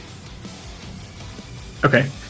So, at 11, let's see, I think that's like a complete success for some kick some ass. Yeah, and So, her on a- revolver is enchanted, because I did that a while back, so it does actually like +1 damage, I think. Yeah, so it does 3 harm. Let me see. Well, actually, let me go to mundane and see what does the revolver do. Spell, professional. Okay. Equipment, gear. Small Yeah, handgun, it's a 2 harm. close, loud, Yeah. reload. Yep. Close, loud, reload. Okay, yeah, you can do it. I mean, he's like 30 feet away. You could definitely hit him with it. It does 3 damage harm, 1 ignore armor, because it's enchanted, right? It's +1 harm, 1 to ignore armor, correct? Or something like that. Okay, so yeah, 3 harm. Okay, let's go to kick some ass. On a 10 +10, you gain the advantage, take 1 forward, or give 1 forward to another hunter. You inflict terrible harm, +1 harm. You suffer 1 less harm, or you force them where you want them. You can choose from any of those 4. Inflicting more harm. Okay, so you want to do 4 harm, 2 ignore armor? Yep. Okay. Alright, so that is 4 harm for him. Let me just write that down. Okay, Ace, you are up, my man. So, I'm not sure how my wall works. We'll just say it works, but does it erupt from the ground? Or can I? Yeah, we'll say it just erupts straight from the ground. Just however you imagine it summons into being. That is how it summons into being. And I think if I'm not mistaken, it has three defense, health, whatever. Dang, sorry, I got hiccups. I can take a quick look here. But I'm pretty sure it has 3, because if it has more than 3, I'm gonna have to retcon and say it's not blown up. No, it has. Where is it? Wall has 1 armor, but if I make it out of ice, it has -1 harm plus 2 armor. So yeah, so it has 3. 3 armor. Yeah. Yeah. Okay. Yeah. So when you do ice wall, it's 3 armor. That's what I was thinking, because I can blow it up with well, this guy can blow it up with the chain. Yeah, that's so mean. But I'm going to see I don't if I do can... it. He did it. I'm going to see if I can expedite this arm bar. So, if there's enough space, what I want to do is I'll take out my pocket watch and I'll mutter an incantation while I wave my hand around, and I'll raise another ice wall up. But if it can kind of block visibility from him hitting us, that's great. But the main goal here is it erupts from the ground and pushes the arm bar up so that we can try and get out from under it. Okay. Okay, yeah, I see what you're saying. Yeah, it can definitely work like that. You can bring it up a little bit in front of you. It's not going to shield all of your car, but it'll shield a lot of your car. That's fine. The main priority is getting the armbar up.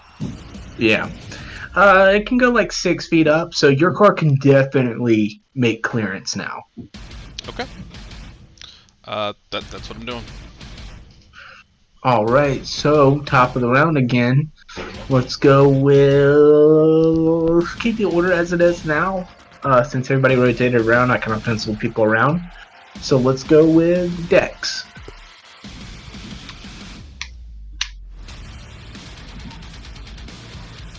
Gavro.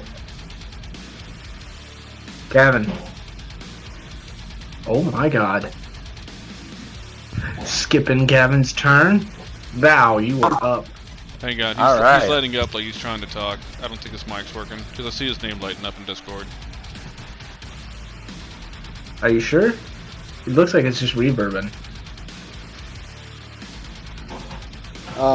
Echo. Can you hear me? Yeah, I think it's just reverb. I don't know if he's actually there or not.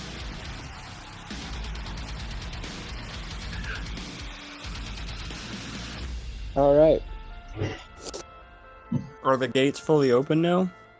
Yes, but there is a car in front of you. And it's just the right side of the gate. The left side's still going up. Okay. Then I'm going to look over at what's his face and be like, "What's wrong?" Hamish? Do you know who that is? Yeah, Hamish. Like, Hamish, do you know who that is? What's wrong? He just stutters. No, no, it can't be. No. She's gonna kind of like smack him in the stomach. Hamish! He's gonna turn around and look at you. What? Do you know who that is? It's complicated. Alright, what are you doing? Talking, Hamish. What are you doing? Nope, you're out of words. What are you doing? You can't have a whole conversation. I can't do anything. There's a car in front of me. Okay, so are you gonna just like kind of, I guess, ready in action to move okay. I'm just gonna ready in action. Okay. Yep. Hamish does nothing. Actually, wait. Yeah, you know what? I'll ready my defensive action. Okay. So you're gonna go whenever she goes. Hey, what did I miss? Nothing too much. Okay. Yeah. Dex, what are you doing? The armbar started to raise. Ace used his ice wall to basically slam it open. So it is completely raised up. The figure shattered the last armbar, and Aaron is yelling at Shattered the last ice wall, the one that was acting as the barrier between us. Yeah. And Aaron is not Aaron. Fuck Aaron.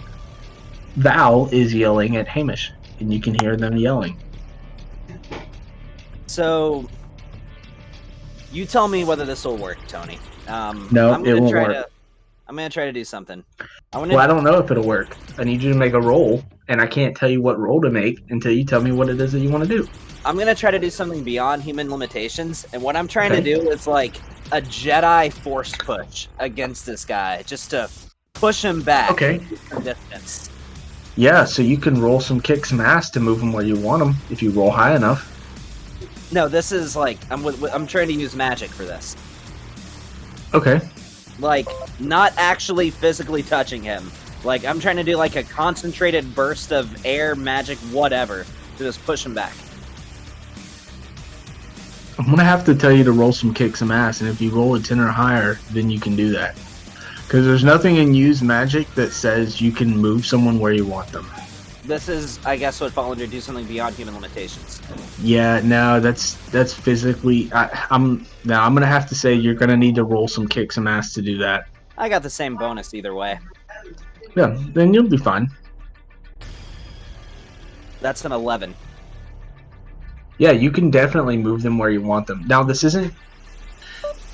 There's no way for you to really inflict harm with this type of attack, so I'm just going to have to say that he won't suffer any harm from this, but you can move him where you want them. I just want to get him as far the fuck away from us as possible. Yeah, so, y'all see Dex come running out, and he basically, like, screams, Kamehameha! And then you just see this figure just fly back into the darkness. And he is, for now, you cannot see him anymore, as he is just shunted back into the darkness. Actually, I would have said Haidoken. Oh, okay. Haidoken! Alright. Let's see. Val went, Hamish, Dex, Karen. You're up. The armbar is open. You can drive. Kaka. Is it open? Yes. Yeah, Ace used magic to force it open. Oh, cool. Okay. Karen, drive. Yeah, okay. I'll catch up with you, Karen. And my ready action is going to be following her. Alright, so you'll take off outside of the harbor and hit the city streets. And I'm going to roll down the back window and tell I need Dex to to jump vote in. Val and Karen to roll, what is it, act under pressure. Roll some cool for me, as y'all are trying to flee the scene. Mine is not cool, it is weird. So Why would your act under pressure be weird? Because I think if I roll for cool, I do weird instead. No, that's if I roll for... Never mind. Oh, fuck. For me, that makes it a 2. Well, you get 2 of those. You get 2d6. roll 2 dice. 7. Yay, got you a partial. I'm like, it's garbage. That is a strong... I think that's a strong 3. Did you just roll double ones? No, I don't think I get any bonuses to my cool. Yeah, you don't have any bonuses. You have unholy strength, so instead of when you roll kick some ass, you can roll weird instead of tough, but... Yeah, that's what it is. Yeah, and then you have the ancient fighting arts. Okay, so one rolled a 6, the other one rolled a 3? Yeah. Alright. 7. No, one roll was 7. It was 7. A 7? So Yeah, that's mixed I have a success. +1. Okay. Yeah, that's mixed success. That's mixed success and 1 failure, right? Yep. Alright, so... Karen, you are trying to drive out of this harbor, and the lanes are pretty tight. You got through the security where the warehouses were, but you still need to get out of the harbor itself. So you're driving around, and then all of a sudden a forklift pulls out in front of you, and you swerve around it. When you go to swerve around it, it scrapes against the side of your car, and yeah, there's just now long scrape marks all the way down the side of your car. But yeah, smoothly enough, it's about as much damage as you notice for now. Pretty smooth sailing. Val, you don't make it in time. You see everything happen in front of you as the car slams straight in to this forklift. And you are not shunted out, but Hamish is shunted through the front windshield along with the box in the back seat. Both of them slam up against Hamish, not moving on the ground. The car is almost smarter than putting it in the back seat. I would have put mine in the trunk. Nope, you said you'd put it in the back seat.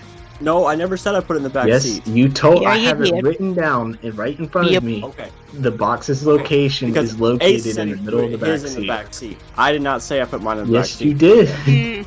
I have it written down. I'll check the tapes later. But for right now, it's went through the front windshield with Hamish. Okay. So I know you said whenever you were getting the boxes out to like take them into the warehouse, you said you pulled it out of the trunk. That might be what you get mixed up with. I'll be honest, I don't That's remember. I know probably I what it put mine is. in the That's back seat. I don't know where you put it. Yeah, but we'll just say for right now, it's out the front window. You had your seatbelt on. Hamish was leaning out the window. He did not. And he has slant. Both Hamish, and Hamish is not moving on the ground in front of you. Do I see this happen? Yes, you're in the back seat of the BMW, so yes, you see it happen. No. Well, no, you're not. They left without me. I told them Yeah. I'd catch up. Yeah, you see it off in the distance. You see them wreck you see Val clearly wreck right into this forklift.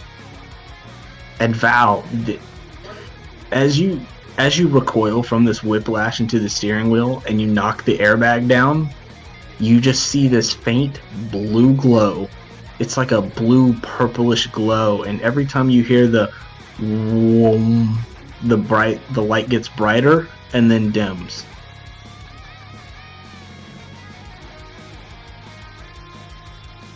I know it's not my turn, but can I speak?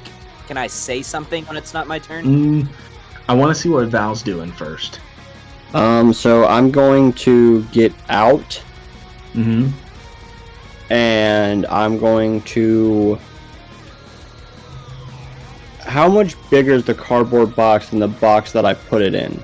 Well, the box is no longer in the cardboard box. It's just laying on the ground, and you can see this really, there's like a crack in the weld, and it's standing like straight up, and the crack is right across the top of the weld, and it's just like this blue purplish light that is just constantly getting brighter and then dim and then brighter and dim with each hum.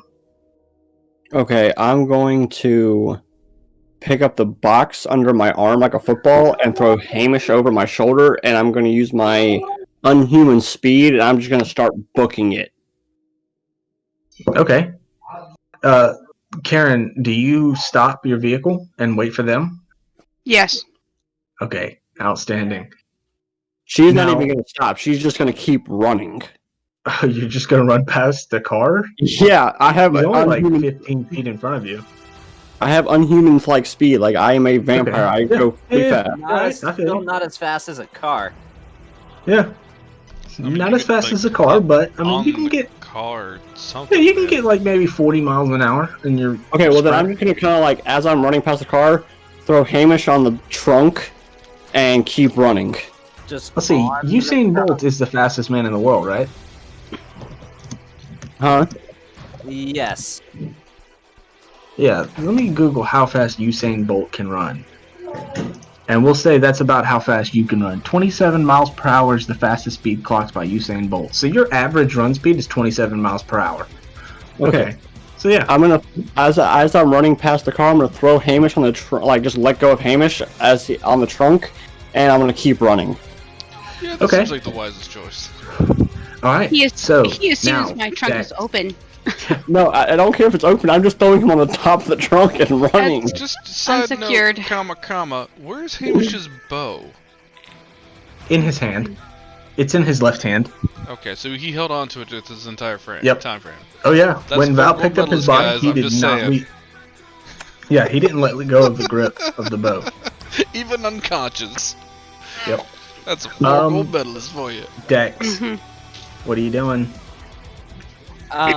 So I guess I'm just gonna angel wings to Karen, which is gonna put me in her car. Right before you angel wings, you hear a figure behind you go, "I cannot stand you, Angel. For the last time you have interfered. Where is the beast?" And then you disappear. What? Did I recognize the voice? It sounded like the same guy that was in the restaurant. Restaurant? Yeah, Oh, we got the attacked inn. by the same exact guy last Yeah. time. Yeah, That the you got ruby Timothy red to hit him with, glasses. with his at car. the hotel. Yeah. Okay. Yeah, at the end. Yeah. Okay. Well, I thought he left an impression, considering he almost killed half of us. But you know, we get those guys for a dime Well, a dozen. it wasn't really it was a hotel. Actually, I think I said it was like a motel.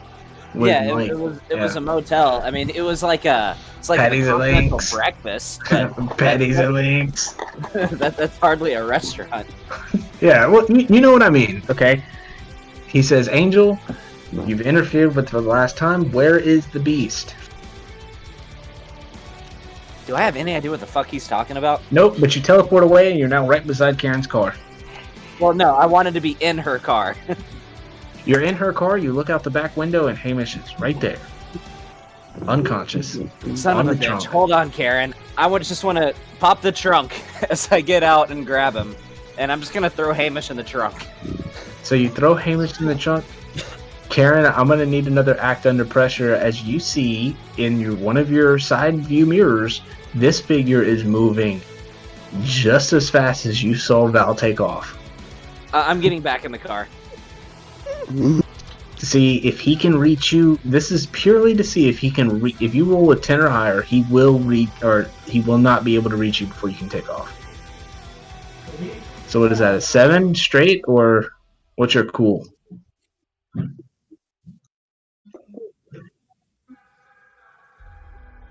Cool.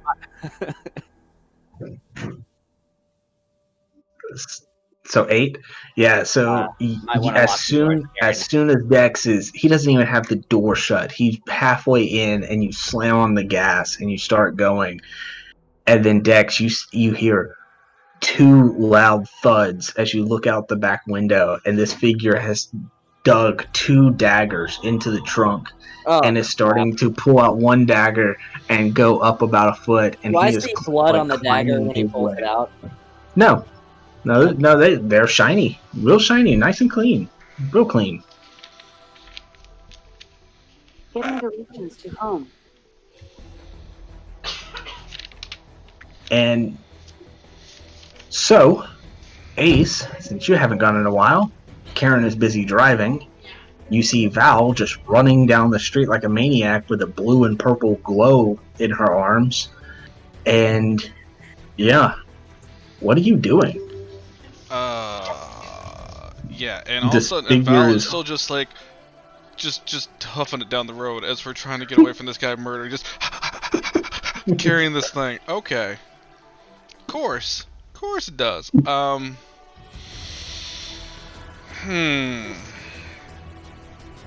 Oh man, this is...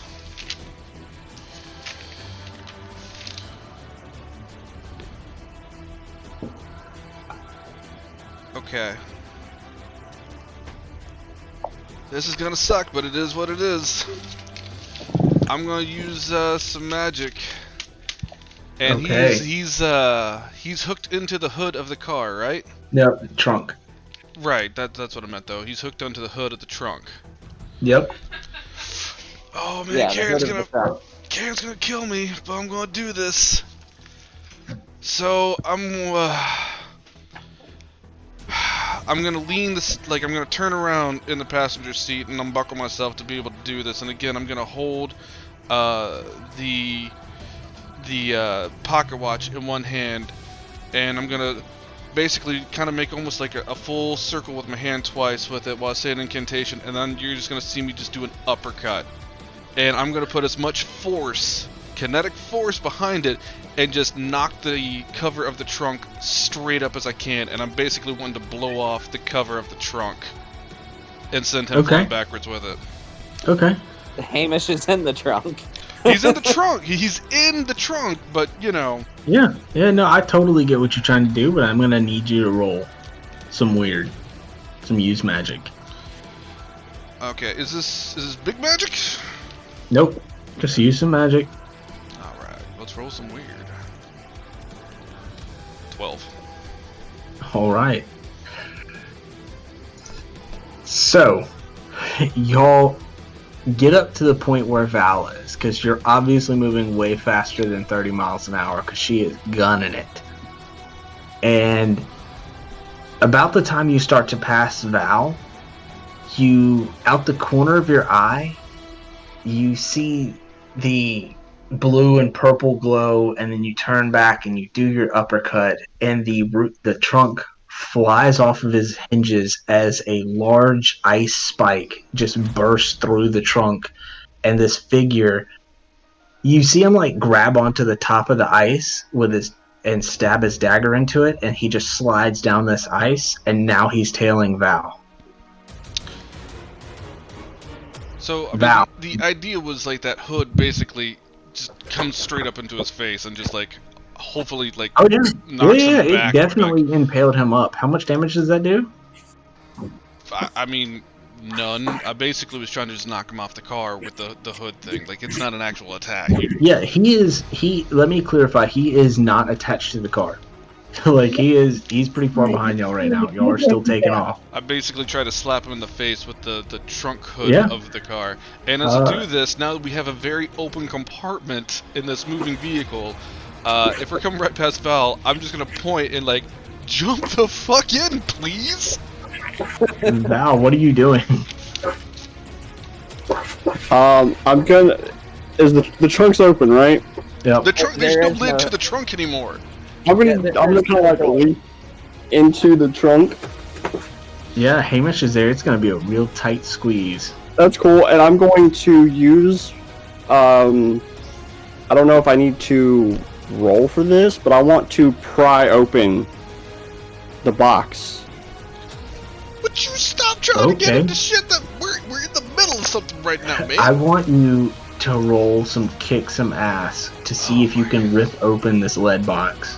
Hey, and I'll say if you roll high enough, I'll give you both of them. You get to jump in the car, into the trunk, and rip open the box. If you roll high enough. He wants you to open the box, man. Can he use weird? You don't want him to want it.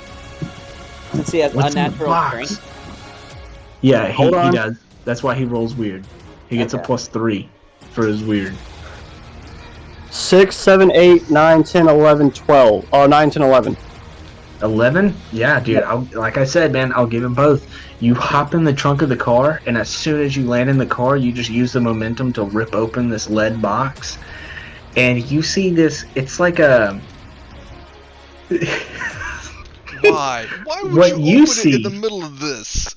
What you see, Val, is you see this very ornate silvered cylinder that has 4 glass panels, and inside is this very 6-inch long glowing blue and purple crystal.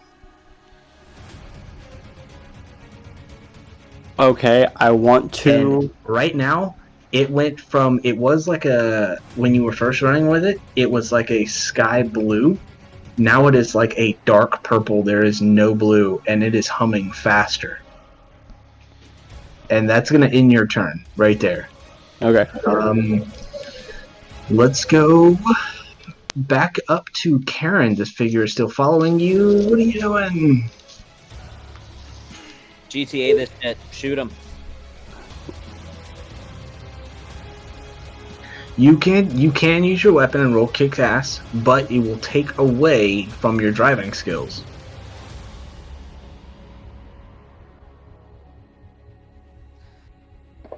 See, if I bet this guy's weakness is just something we haven't tried yet. I bet this guy's weakness is like the same as Wonder Woman's, so bullets.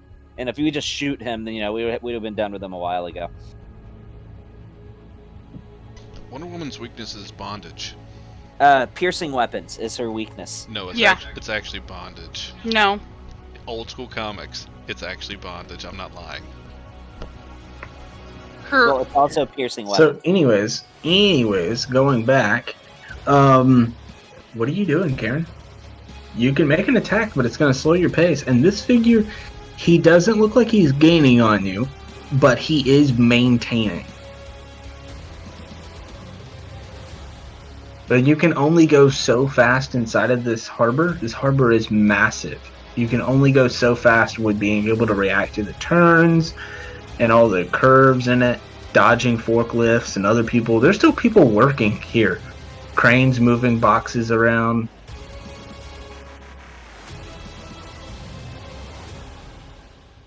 Well, I'm just gonna haul ass. Okay. So, do you have a move called "Let's Get Out of Here"? Do you want to Yeah. use that or no? Let's get out of here. Yes. Okay, let's get the fuck out of here. Roll protect someone, please. That is plus charm. Okay.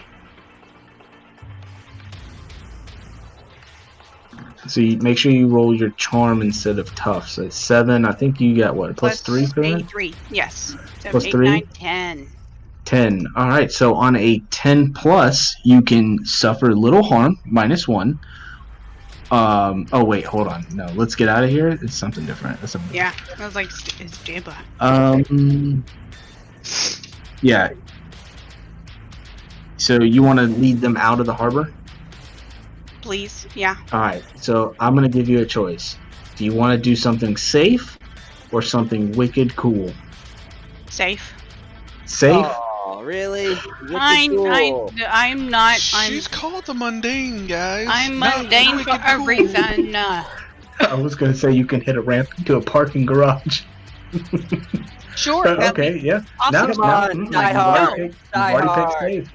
We're already gonna picked take a U-Haul to the nearest bus Yeah. station. So no, yeah, I mean, easily enough, you're driving and you remember how to get out of here, and you also remember that there was a shortcut that you saw when you were coming in that led to like a back gate that was currently open, or at the time it was open. You think about it for a minute as you're driving, and you take the sharp right-hand turn, and you whip the entire car down this alleyway, praying that this gate is still open and there's nothing in the way. And sure enough, there is nothing impeding your path out of here. Ace, what are you doing? You can't see the figure anymore, but you think there's just a sinking feeling that he might be following you still. It's not really combat, but like, can I investigate a mystery? Sure. I wanna But do that. because you're kind of well, yeah, go ahead. Go ahead. Okay. I want to see what you roll first before I say anything. Okay. So that'll be some sharp.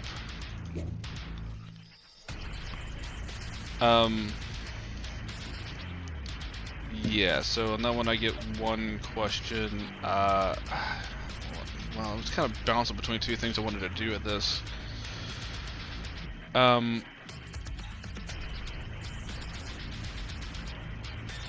Yeah, so... Well, it sounds like Laughing's waking up. You know what, I'm not... Yeah, we'll take the +1 for the immediate danger here, because this will be actually a 10 instead of a 9. Because it's a +1 to find someone, track someone, or find info on someone. I want to know where this guy is that he's coming towards us. Okay. So, When you look back behind the car, you see nothing. But as you're leaving the harbor, like the buildings start to grow taller and taller, and you see this figure jump over this like 15-foot like chain link fence, and he is running atop of some of the buildings. And it looks like even though you're driving, you're not driving in a straight line. So he is currently on some rooftops.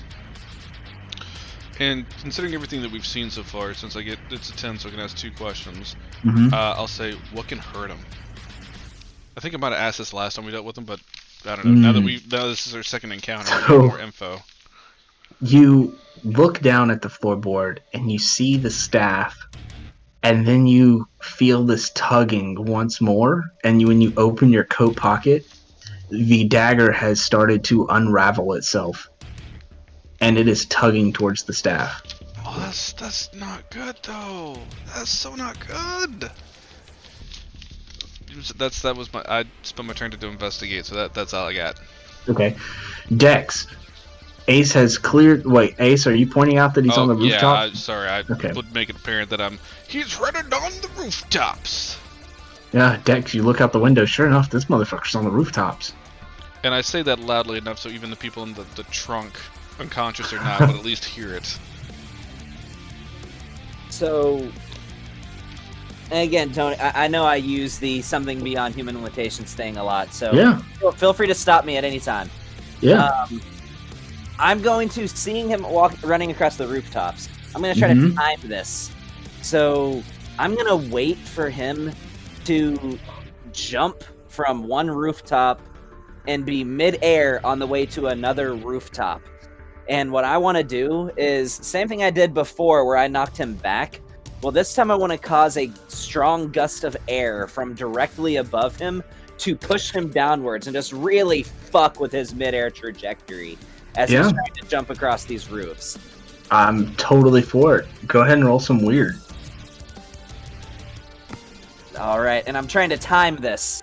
So as soon as his last foot leaves to jump to the next rooftop, I'm hitting him with this downward gust of momentum.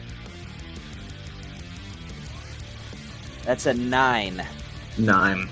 So you swirl this like ball, like a Rasengan gun almost, in your hand, and then you aim it up towards him, and then it looks like the ball just gets sucked right through your chest.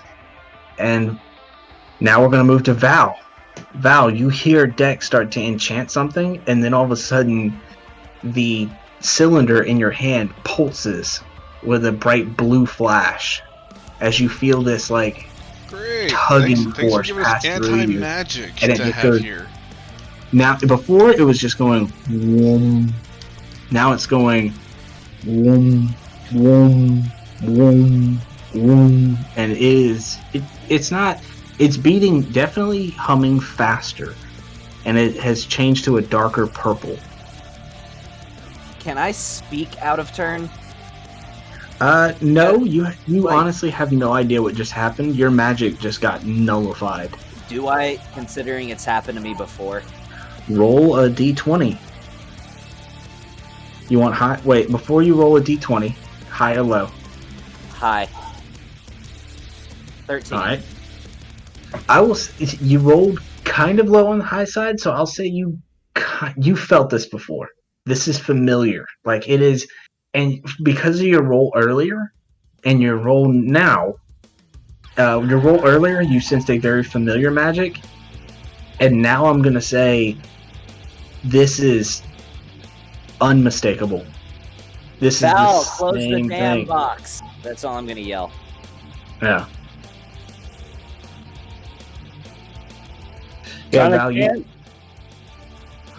Val, you definitely hear Dex screaming, "Close the damn box." Kinda can't. What are you doing, Val? Closing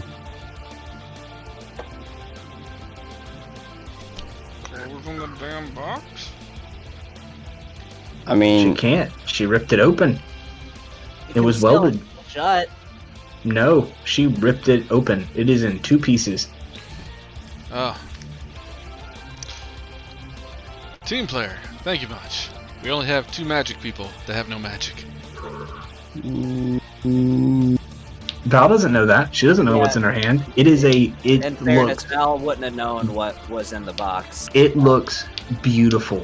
This is, with your sharp eyes, this is a perfect diamond shard.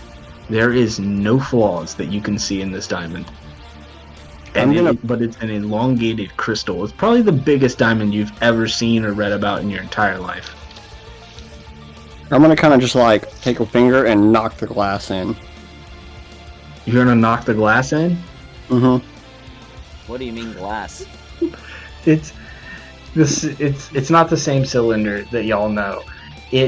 So basically it's got two metal plates, and these metal plates look like they have these 4 bands that stretch to connect each plate together, and it's got 4 panels of glass around it. The glass is like a tempered glass. You're gonna have to roll some ass to break the glass.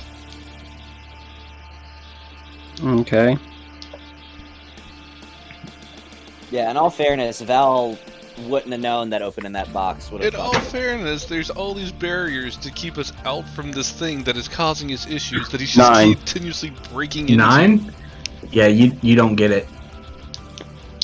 You hit the glass, and when you hit the glass, like, the glass cracks, and then the humming starts getting faster and faster. So now, and then the color goes to like an orange, from purple to orange, and it just and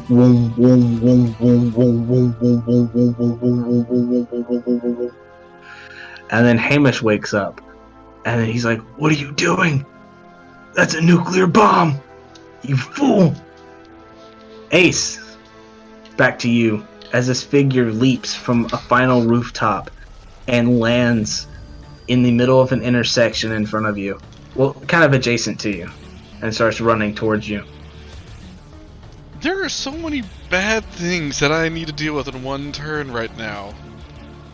Oh man, what is the highest priority? I feel like I need to read a bad situation of what's the biggest threat right now, because there's a lot of fucking threats coming at us. Yeah, go ahead. Oh, no, I'm not. They're all bad threats. Jesus criminy.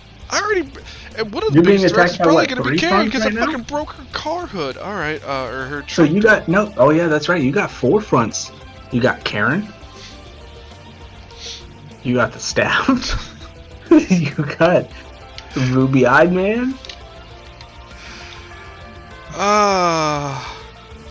First of all, I would like to light a cigarette in my mouth, because this is a bad fucking day. Okay. I can't use magic. I'm a wizard that can't use magic. That's awesome. That's super cool, guys. Super cool.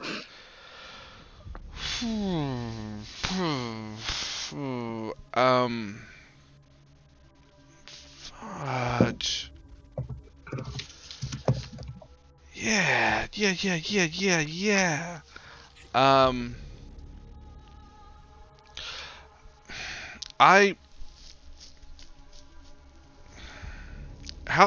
it seem like that the woo woo woo woo woo woo is like getting...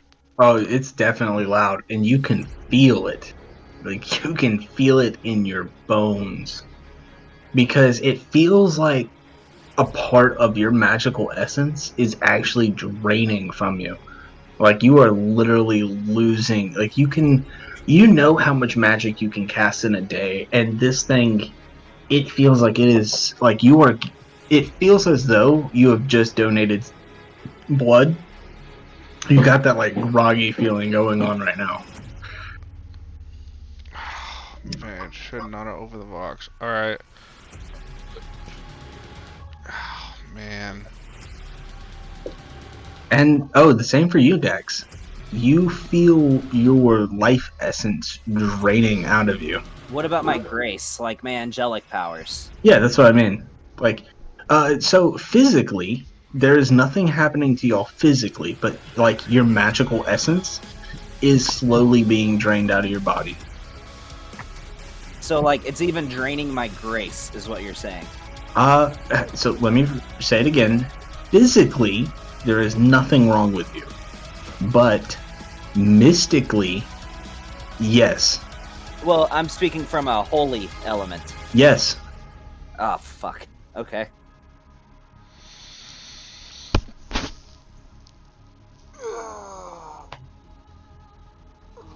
Really don't want to do this, but this is like one of those where it's all bad. It's all so bad.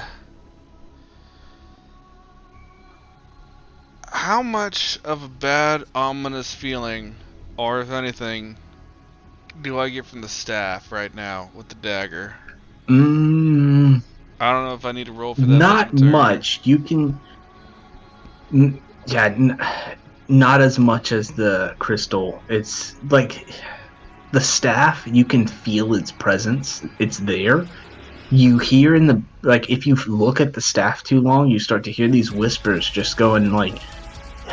Yeah, well, we got a whole but then shit you can, things. Yeah, you can look away and it just goes away. But when you stare at the staff, you start to hear those whispers again. So the dagger is pretty much already unwrapped.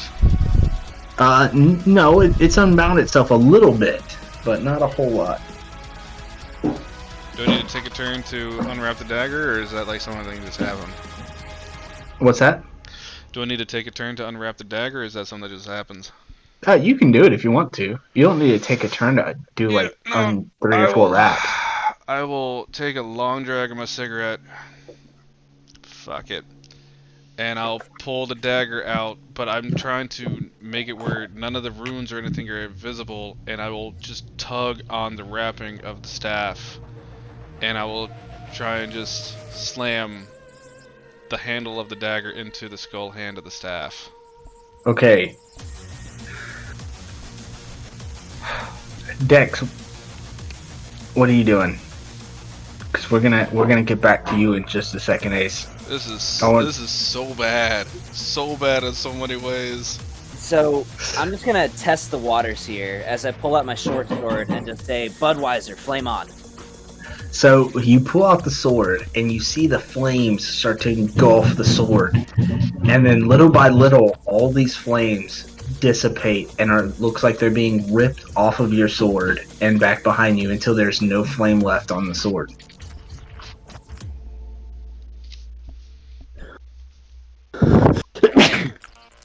Is there something else you want to do?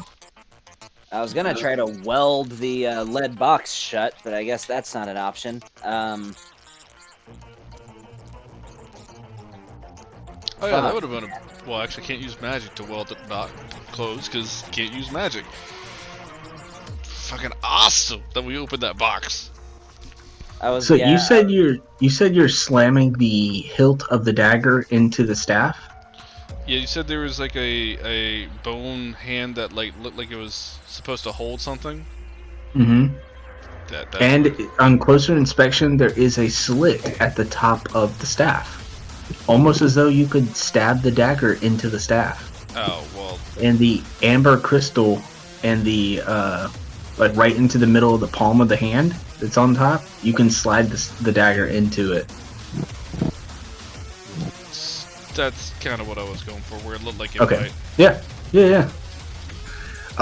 Okay. So, Dex, real quick, what are you doing? Gonna have so much regret from this, guys. So much regret. So, I had a couple ideas, and neither of them worked. I was gonna try to angel wings the canister into heaven, and that won't work. I was going to try to weld it shut with my sword, but that won't work either.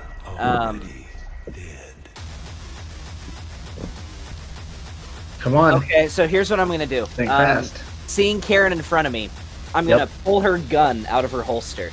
Okay. Roll the window down, and I'm just gonna pop a shot off at him. Okay, roll kick some ass. Alright. That's an 8. 8. So it's mixed results. So you're gonna take some damage too.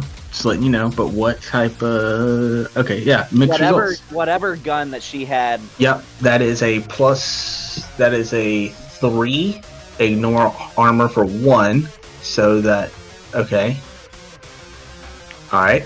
And then as you stick your head out the window and fire this shot, You see the glint of the silver knife just flying straight at you, and before you can tuck your body back into the car, this knife just embeds itself into your shoulder.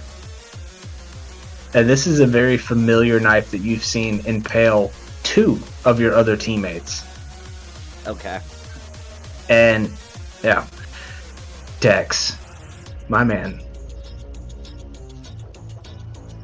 You take the top end of the staff and you slam this dagger down into it, and as soon as it sends this arcane surge through your hand that you cannot even hold it anymore as the entire top of the staff starts to vibrate and it starts to burn away your hands. Yeah, my bad. Yes. Okay.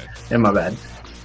You let go of the handle of the dagger, and you see the skeletal hand grabs the top of the dagger, and it now has the pommel at the top of the hand, and the bottom part of the staff shakes, and then the staff lifts up behind you, and it snaps itself together and seals, and then it releases this micro burst of this black and green energy just flood out from the car. Karen, roll. What are you doing? I need you to make another roll, but I will let you decide what it is. If you want to use one of your moves Karen or act. is feeding an angry baby that woke up. Oh, okay. So, Val, back to you. This thing is humming very quickly. Hamish just told you it's a magical nuclear bomb.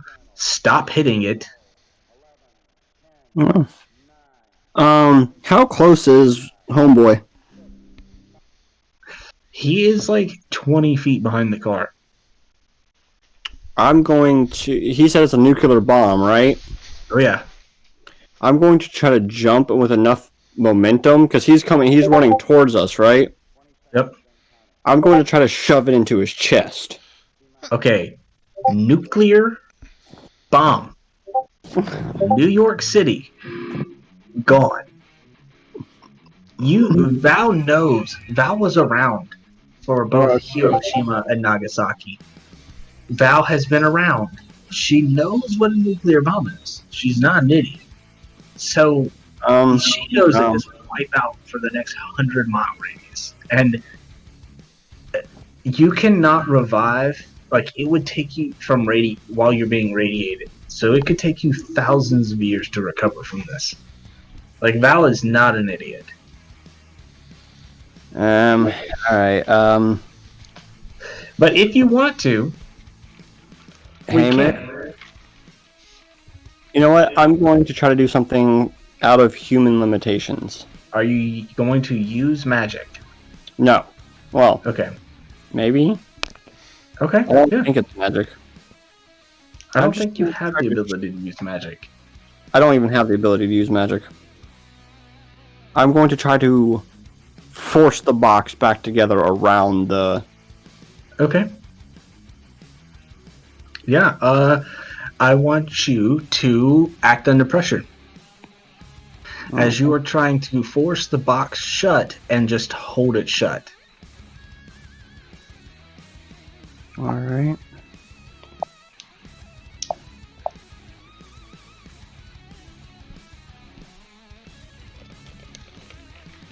That would be a 5. 5. Mixed results. You're trying to figure out which. It's trying to put together I don't know. It's difficult. You might get it down later. Okay. So we will get back to you.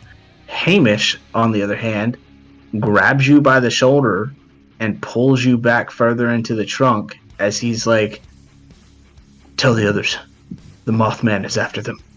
He sees the future. Stay on the run. And then he pulls out the rope that's attached to his bracer and wraps it on his arm, and he lashes it out to a light post, and he swings out of the car and drop kicks this figure running down the street. And as y'all go to drive away, you see Hamish and this figure fighting in the middle of the street. You all have... I will say this will be the end because y'all turn down a couple turns, a couple drives, you hit the highway, and you can go. So we are no longer in combat. Hamish is not with you anymore. Eventually, you can get this lead box kind of sealed back together.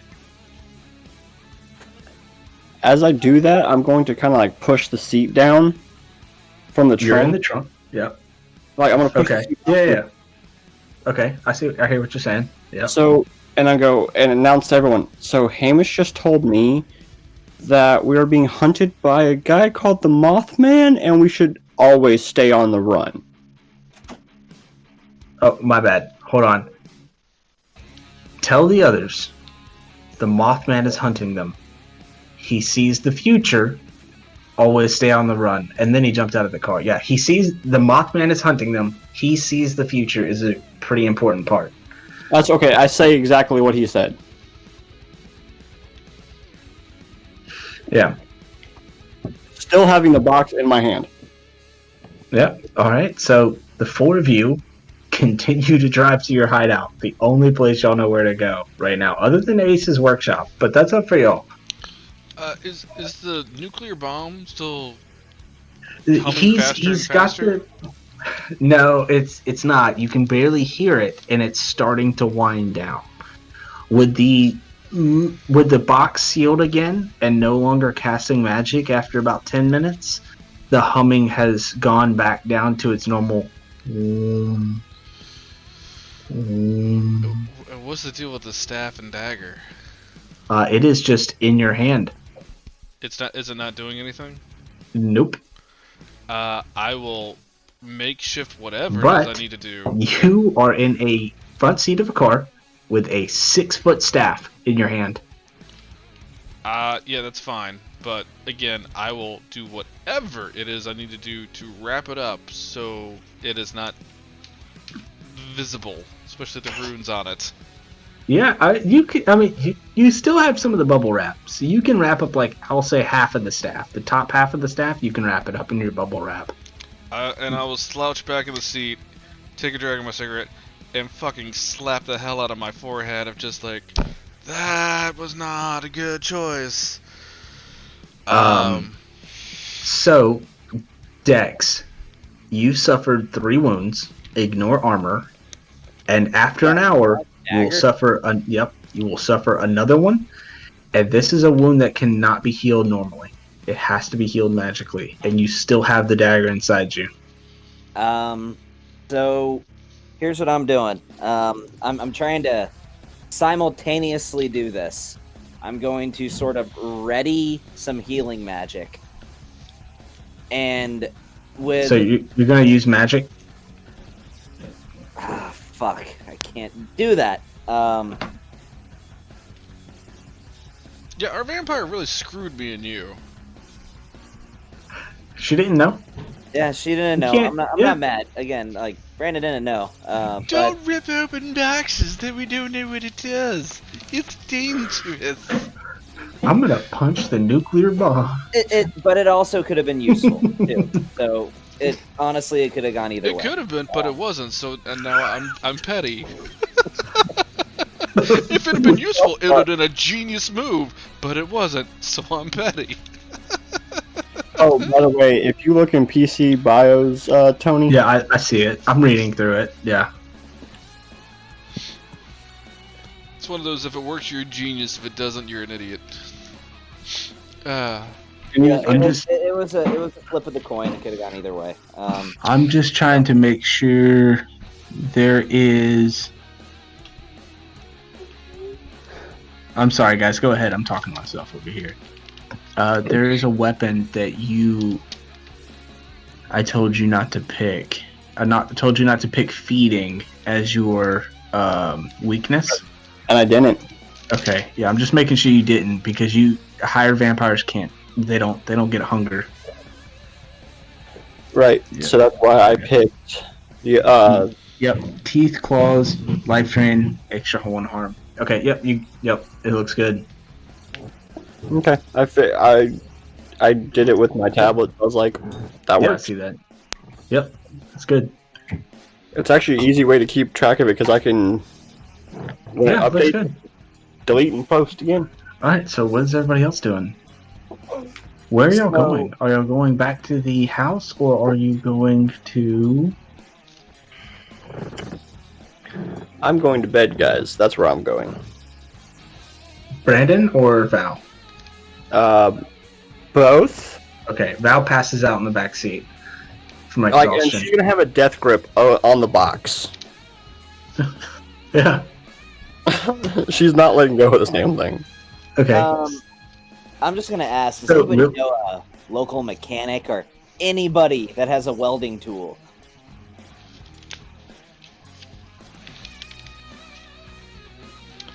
I think it's just you and Ace right now. Karen's focused on driving. Am I correct, Sean? Yeah, we'll go with that. Does Okay, anybody Sean, have a blowtorch? hold on. Or anybody that has one? Yes. I was gonna say, so she's kind of like out of commission right now, right? Yeah, she's trying to Okay. the baby back down. So then we'll just play with you two for a second. Okay. Yeah. All right. There you go. I'll shut up. Maybe. Ace, hand me your lighter. I say this with a knife still in my arm. Shoulder. To do what? It's lead. It has a fairly low melting point. Maybe I can use your lighter to reseal the box. That is very optimistic, but it lights cigarettes, not metal. You're trying to you're think gonna outside need of the something box better here. than that.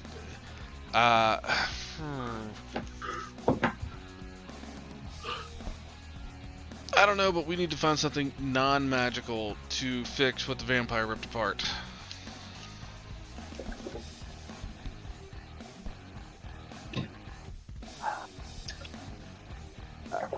Do we know anybody that has a blowtorch? I know a guy. Let's go to your guy. Let's go to the guy. All right. So y'all go back to Ace's like apartment / office. He's the Like, guy have you y'all- call when you gotta get things done. Have y'all ever seen Jessica Jones? Mm-hmm. So Yeah. imagine like her like rundown apartment house, but just full of like cork boards and strings all over the place, books and tomes. There's like even the bedroom has been converted into where it has like a bed and then a library. That's what I kind of imagine that his little apartment place is. Would you say otherwise, Ace? Yeah, no, that's sure. Awesome. So, are y'all gonna leave just Karen and Val in the car? Well, Val's got some weird death grip on the box, apparently. Even Okay. unconscious. Yeah, I mean, you can take the. She fell unconscious from exhaustion. You can take the box from her. I will let Dex take the box because I am two-handedly gripping the staff to make sure it doesn't go anywhere. And then you gonna tell Karen just to keep the car running?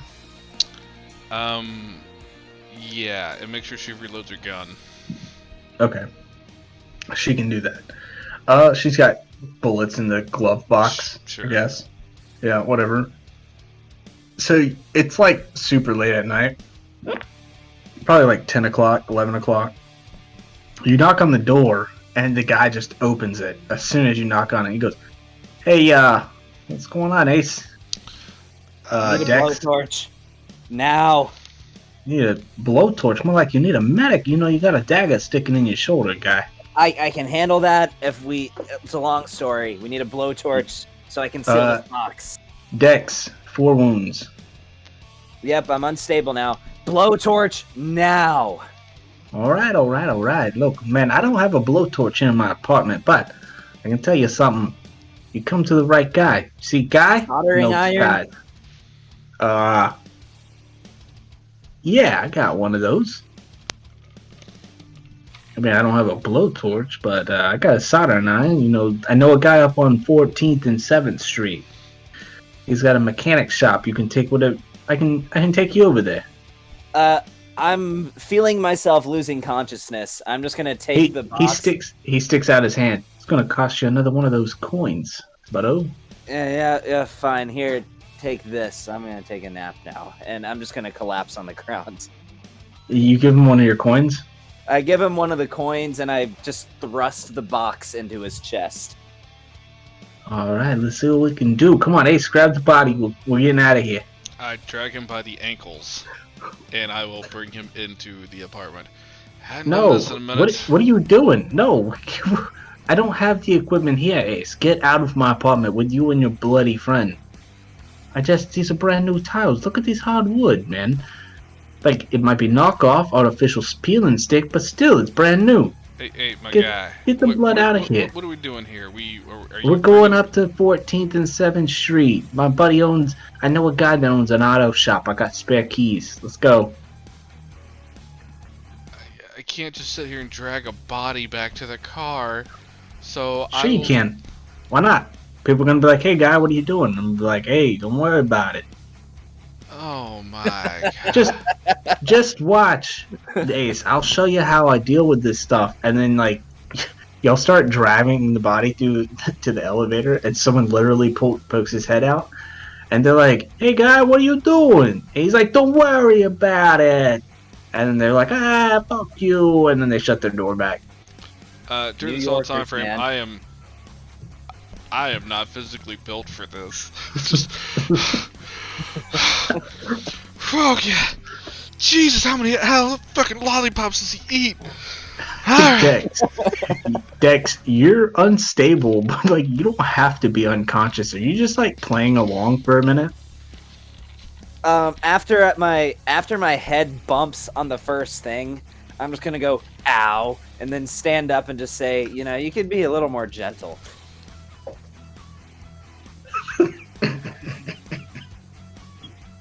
I'm just gonna like take one finger and just lightly flick the dagger that is embedded into him. So when you do this,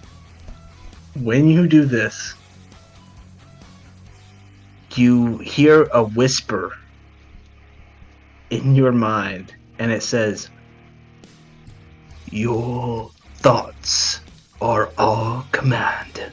And you see a black and green, another one of these microbursts burst out, and Dex, you are slammed with this immense force and pressure. You go flying back down this hallway. I need you to take another 2 harm. As this black and green force wave just ripples through the air. Did the microburst come from the staff or from the dagger? Yeah. The staff. The dagger is inside the staff now. Well, I mean the dagger that's embedded in him, because he had the silver dagger. I thought you were flicking the staff. No. Okay. Basically, he has a dagger that's embedded in him, so I'm just like, okay, my bad. Just causing him mild discomfort with it is what the plan was. I thought you were flicking the ritual dagger in the staff. No. My bad. I was about to say, well, I already have 4 wounds, so 2 more. I am already regretting what I've already started with this fucking staff, so no. You can go run and put it in your apartment real quick. I'm keeping it with me. I don't know what I've done, but I can't not have it around. Okay. So the fat guy named Guy, that's your guy, knows a guy, and he helps you back down to the car.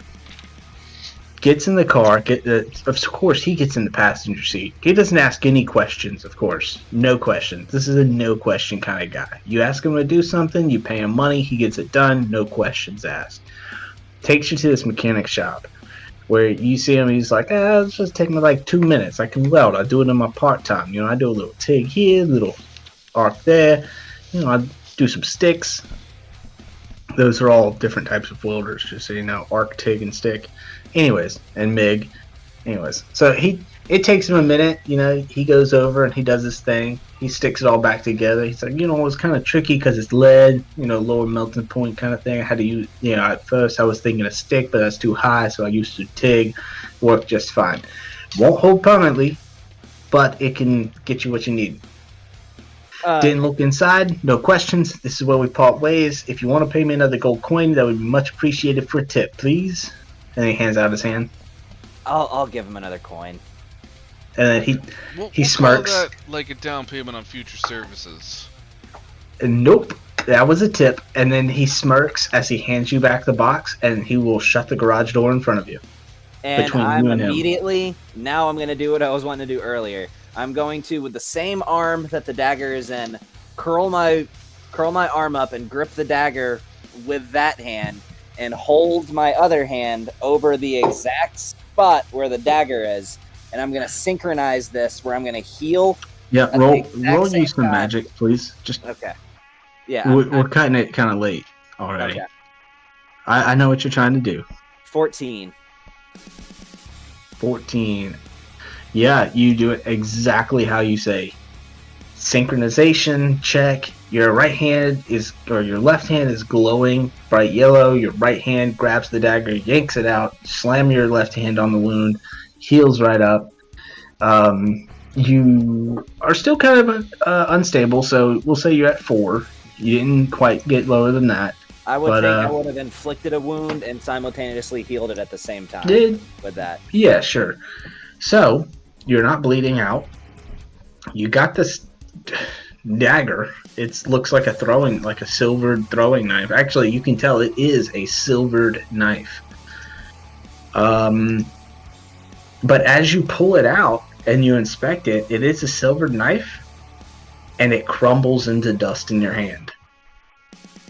Almost, but the way it crumbles is strange. Like, you watch it looks like 1,000 years hits this dagger all at one time. It starts to rust over real heavy, and then it just crumbles into rust and dust in your hand.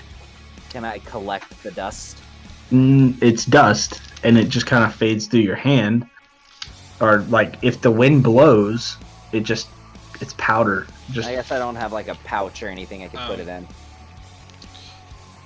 I don't know whether, if you want, I'll roll investigate a mystery. Do I know with my arcane knowledge of like what that is? Yeah, you can investigate a mystery. All right, let me roll some sharp. But I mean, I don't. No, I'm gonna have to stop you with this one. Okay. I don't think that you would know, like, because it looks so weird with it just evaporating like that. You've never seen or read about this happening before. Alright, well, maybe I'll just do some research later and see if I can find some information. Yeah. I'll say if you can get to you're back to your magical library, then you can investigate a mystery. But here in the middle of the street, you wouldn't be able to know. Not something I can recall off the top of my head. Gotcha. Right. Yeah. Yeah, but definitely, if you can remember that question and get to a library, you can definitely remember. I more than likely will not. Where are y'all going now? I think Karen is going to suggest her original plan of going back to the house as like y'all's little safety HUD. Just out of curiosity, is Dex like still hurt pretty bad, or is he at least not unstable? He's not unstable. He is still wounded, but he's not unstable. Okay. Then as we pile in, I will take out the makeshift first aid kit, and I'll hand it to him and like, hey man, I'd suggest this. Yeah, thanks. It's gonna take some more magic, I think, to heal this though. But sure, to at least slow down the bleeding. Well, you're not bleeding anymore. You were able to seal the wound. It's just, okay. Let's call it internal mental pain. Yeah. Sounds good. Any chance, I mean, even with any of the other stuff, do I recognize, like, the language of the whispers, or where, that the origin might have been? No. Okay. Again, that's another question you're going to have to get to a library. Sure. A mystic library to get to see. Yeah, well, with 2 people done, I'll say we'll pile on the car and head on back to Karen's parents' house. Cousin. Or no, it's her uncle's. Uncle's vacation home.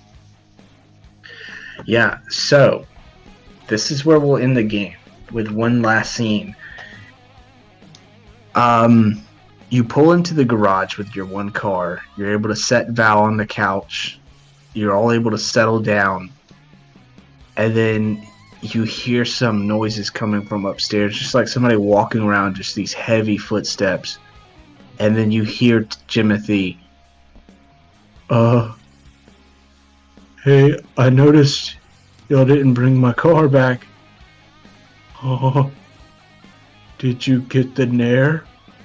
As you see Jimothy walking down the stairs, and where once he was a bald, clean-shaven man, he has about as much hair on him as a grizzly bear. And What? that he is fully engulfed in hair. And then that is where we're going to end this episode. What the fuck? Alright. Sure.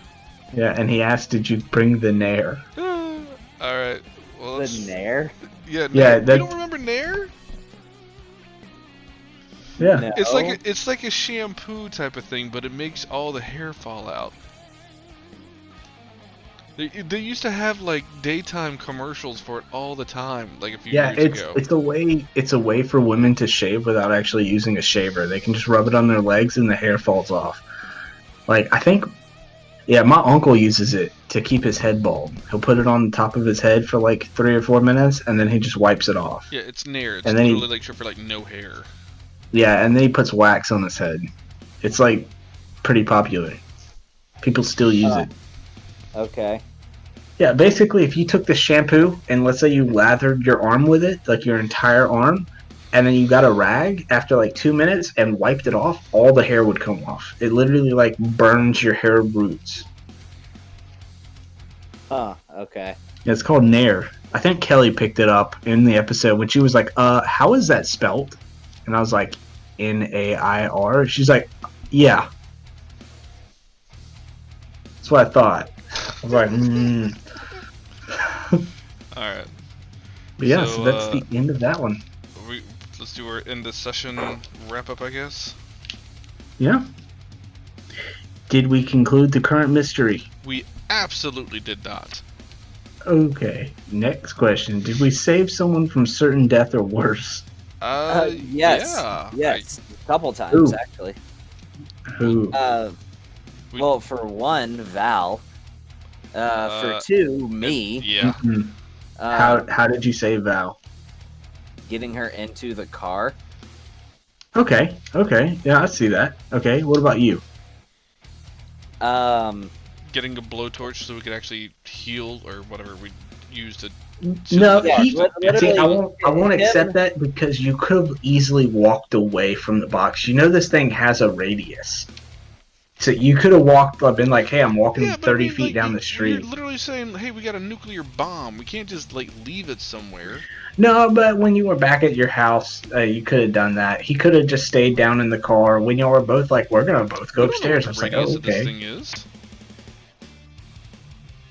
Yeah, that's true. Everything happened real fast. So anyways, yeah.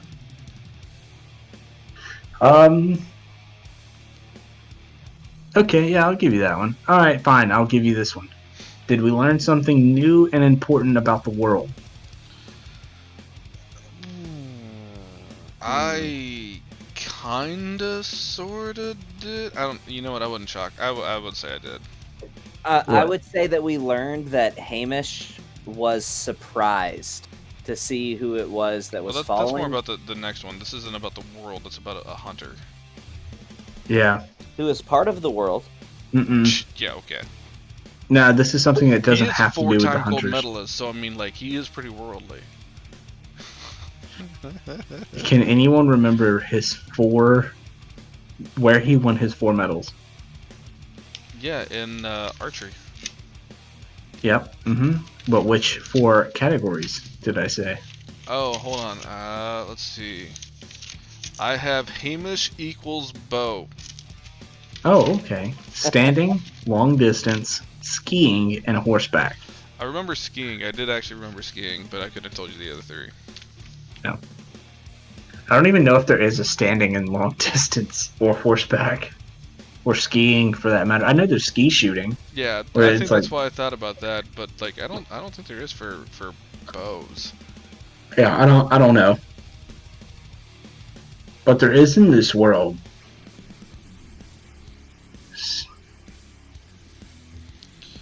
Alright, But so beyond, I mean, aside from, we know there's apparently Yeah. multiple things that can be anti-magic stuff now.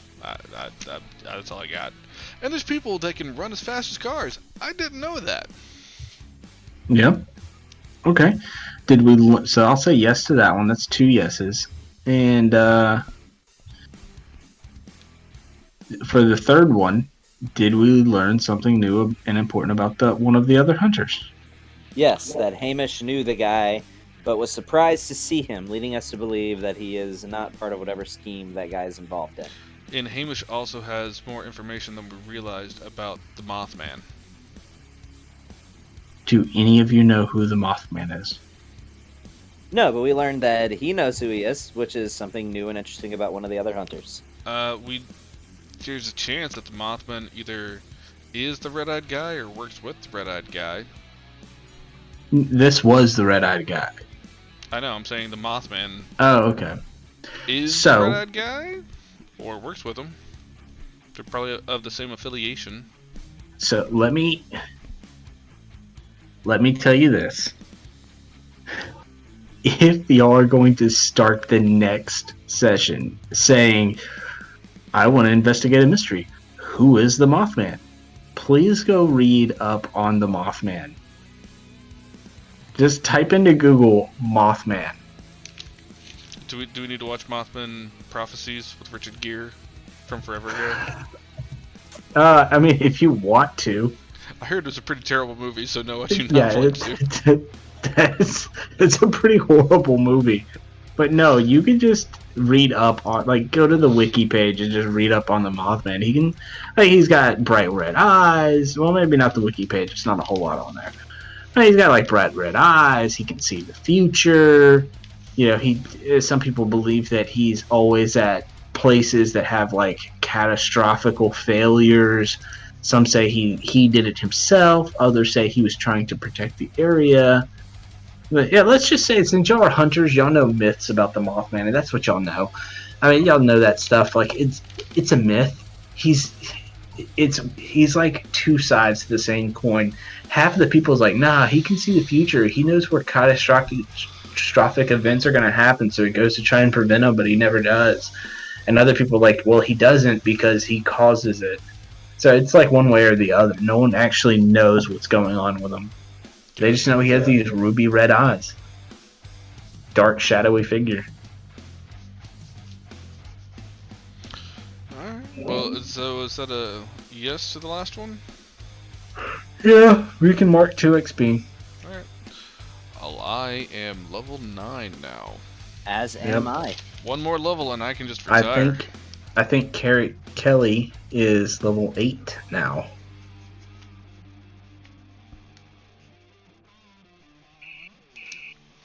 Yeah, I'm level 9. Update her sheet afterward here, but yeah. What? I think the max level is like level 10, isn't it? I mean, we're getting kind of, yeah, probably, because I'm running out of improvements I can take for the 4. Yeah, in fact, I only have 2 things I can take for improvements. For like regular improvements for whenever I level up. So I guess level 10 is probably going to be the max. So I will be forced into retirement, I guess. I don't know. No, we'll say that you can continue on your characters, and after level 10, every 5 levels you'll get the improved or something. We'll work something out.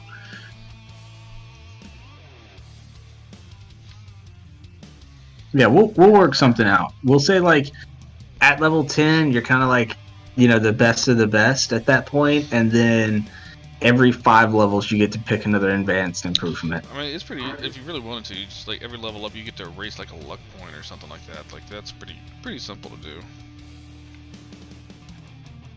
Yeah, we can figure it out. Y'all gain levels pretty quick, because y'all are both failing and also hitting all 3 points, 3 or 4 points every mission. I don't fail that many in this thing. Like, I gotta roll super low on mine.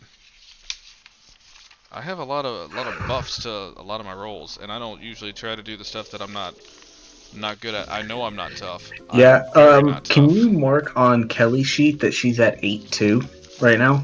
Okay. Or Yeah, not yeah. 8-2. I'm sorry. She failed like 2 of her rolls, so she's like at 8-3.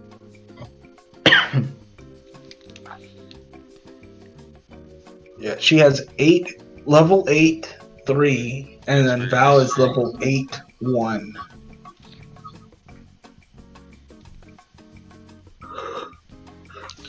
All right, and I will go ahead and kill the recording. Oh.